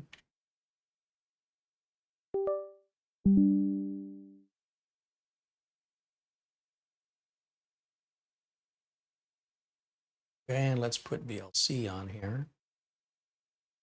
VLC also had an update recently. If you haven't updated your VLC, I strongly recommend you do so at your earliest convenience. And it's Uncle Carey's Windows 10 optimizer.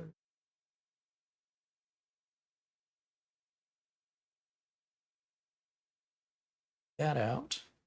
And then under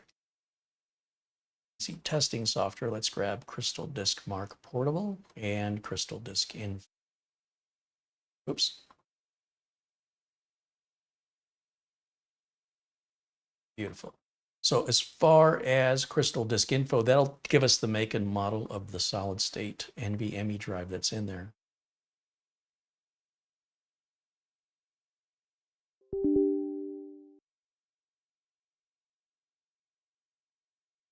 It's a Kingston, and it's a 1 terabyte NVMe Kingston drive, Gen 4. We can see it's been powered on 18 times, and it's got 2 hours of time on it.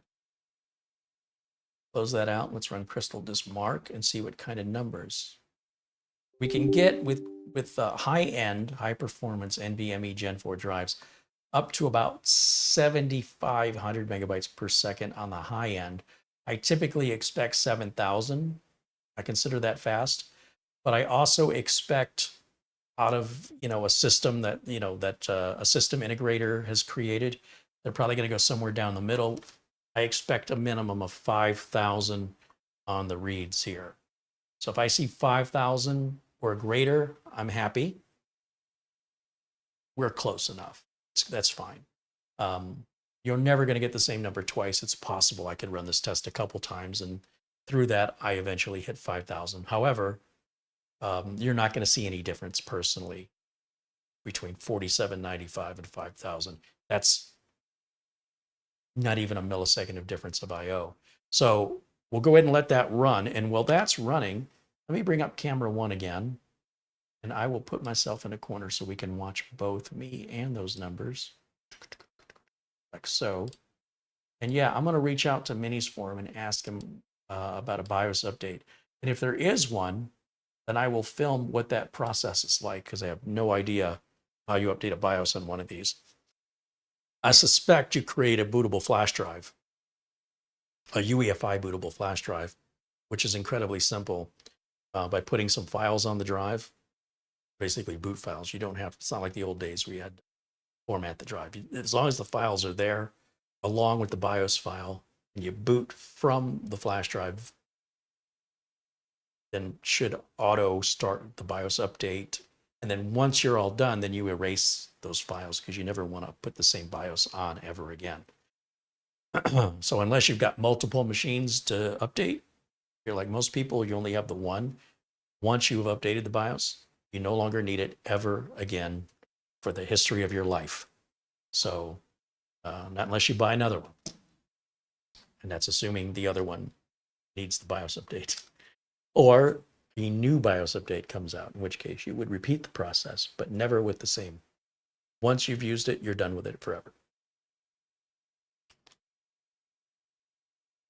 Kind of curious what the writes are going to be on this.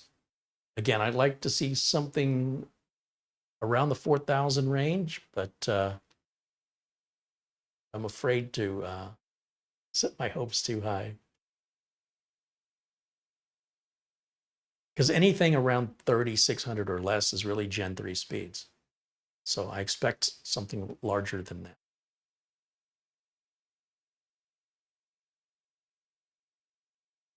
We're close to 4,000. So we were close to 5,000 on the read and close to 4,000 on the sequential writes. So I'm okay with it. It's pretty much right down the line of what I was expecting.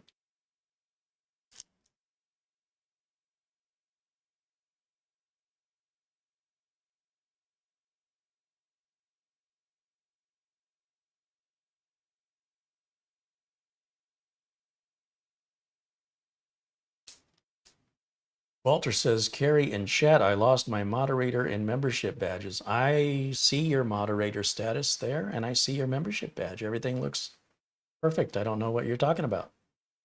He says, I've been a member for 11 months. The badge only goes to 6, and there is no 7, 8, 9, 10, or 11 badge. You can look through the chat. Nobody's got one because YouTube doesn't offer it. But there is a 12.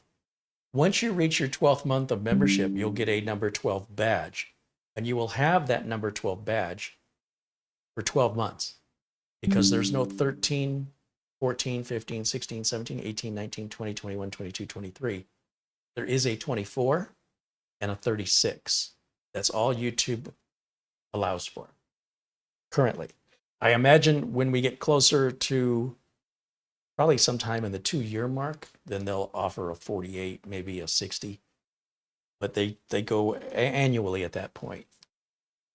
So nothing to worry about. Everything is normal. It's working like it should. And thank you for being a member and for supporting the channel. Appreciate you. Michael Dane Jr. says, Michael is doing great and he is home. Michael Dane Sr. Right on. Well, thank you for that update. I'm delighted to hear that.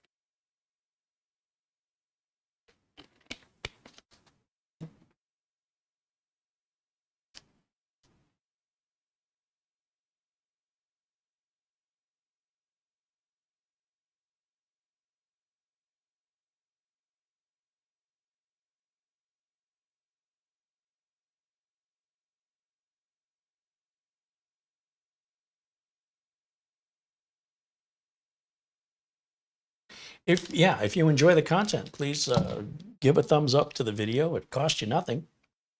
And it's a nice way to tell a content creator, make more content like this. On the other hand, if you don't like the content, a thumbs down is a great way to tell a content creator that you don't like content like that. And of course, the more votes one way or the other kind of helps guide a content creator to what kind of content their viewers want to see. Let me go full screen again. Let's go to my like and subscribe overlay. There it is. So if you click the thumbs up button, Hit the subscribe button if you haven't, and be sure to turn the bell icon to turn notifications on so you'll be made aware anytime I post new content. There will be some sales coming up from VIP CDK deals where I acquire all my Windows and Office keys. And I recommend you do the same because the prices can't be beat and the product is guaranteed. A lot of other Windows license sellers out there are sketchy. They offer no support. I mean, if it works and you roll the dice and it comes up in your favor, you're good to go. But there's no dice rolling. There's no gambling with VIP CDK deals. Product keys are guaranteed to work. And if you have any problems, they have 24-hour support and they will help you. If you still haven't received satisfaction, I'll tell you what no other YouTube content creator that I'm aware of will offer you, which is to contact me directly. If you have any issues whatsoever with any of the products or services that I endorse, I stand behind them personally. These are all products and services that I use myself, and I just don't bring on these companies as a money grab.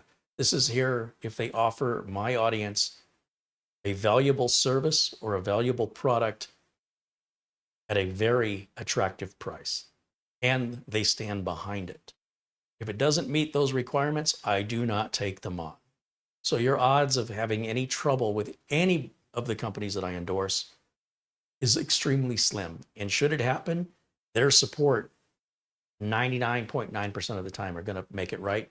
And in the ones that fall through the cracks, which happens maybe a couple times a year, reach out to me personally and I'll make it right. So there's absolutely no gambling with any product or service that I support. And that includes VIP CDK deals, RoboForm, Acronis,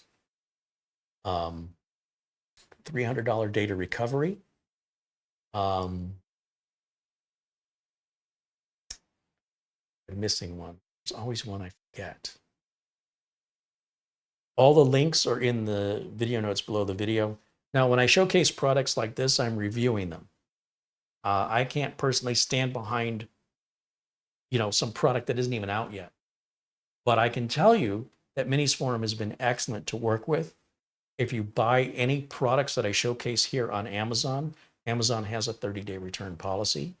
It's my understanding Minisforum also has a return policy that's, I find Amazon's return policy just a lot easier because it's the same way for all the products. They don't do one thing for one company and another thing for another. And sometimes the companies will offer you a better price than Amazon because they got to pay Amazon a commission if the product is sold through there. But for me, I'm not a fan of gambling, and I don't mind paying a couple extra dollars knowing that I have a 30-day hassle-free return policy and I can return something to Amazon with no reasoning. I don't have to judge. I don't have to come up with an excuse. I can just want to return it. That's the excuse, and Amazon will approve it every time. So I also know I don't have to pay for the shipping back, at least if it's an Amazon Prime product. So those are things I look for because I don't like gambling. I'm not a fan of it. When I buy something, it means a lot to me when the company's going to stand behind it. If a company won't stand behind it, that's a warning. That's a big red flag for me. So coming up next week, there's going to be a big sale over at VIP CDK deals. Look forward to that. I will have that information for you next week. Thank you again to the folks at Minisforum for sending us the unit as well as the keyboard. As always, it's quality stuff. It's well made, and it's a reputable company with a solid reputation. So I have no hesitation in recommending the units. I also think that if you were to try to build, well, not think, I know, if you tried to build a desktop workstation with these specifications, you'd be spending several $100s more. And, when you consider what you're getting for the money, you're getting the case, the power supply, the motherboard, the processor, the cooler, the storage, the RAM. In this case, you can buy it without the storage, RAM, and operating system to save a little bit of money if you were going to replace it anyway. You've got a Wi-Fi card. You've got a Bluetooth adapter. Well, that's all built in together. You've got the 2.5 gig Ethernet ports. You've got the sound card. all of that. You've got the stand, the RGB, the extra cooling fan.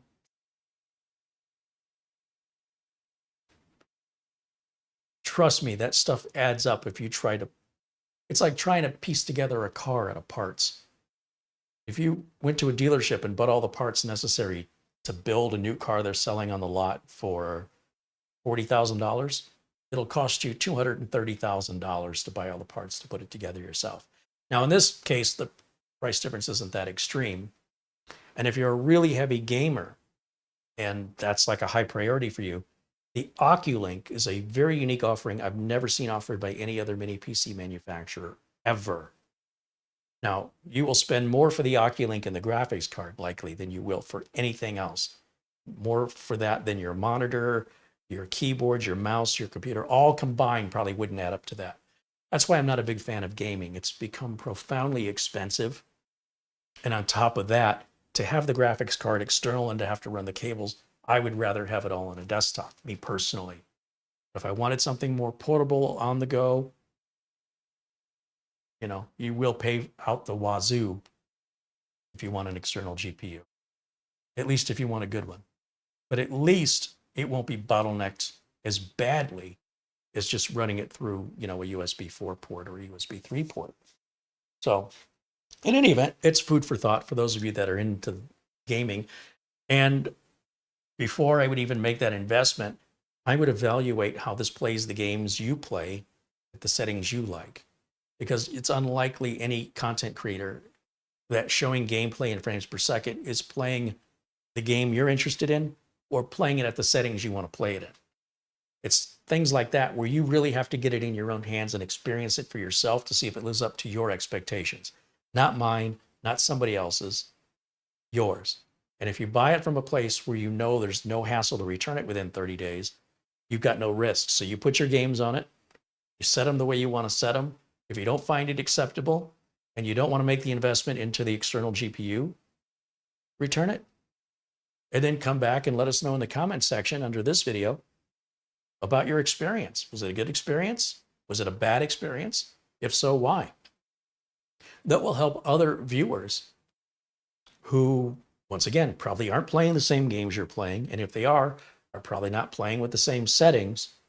But it can all help to have that information of setting expectations, to know if something is likely not going to live up to your expectations or will exceed them. So, you know, as a community here, it's not just about what I think.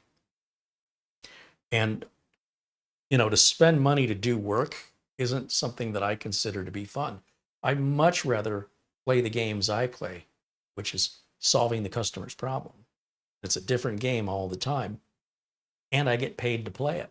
It's a way better scenario in my book.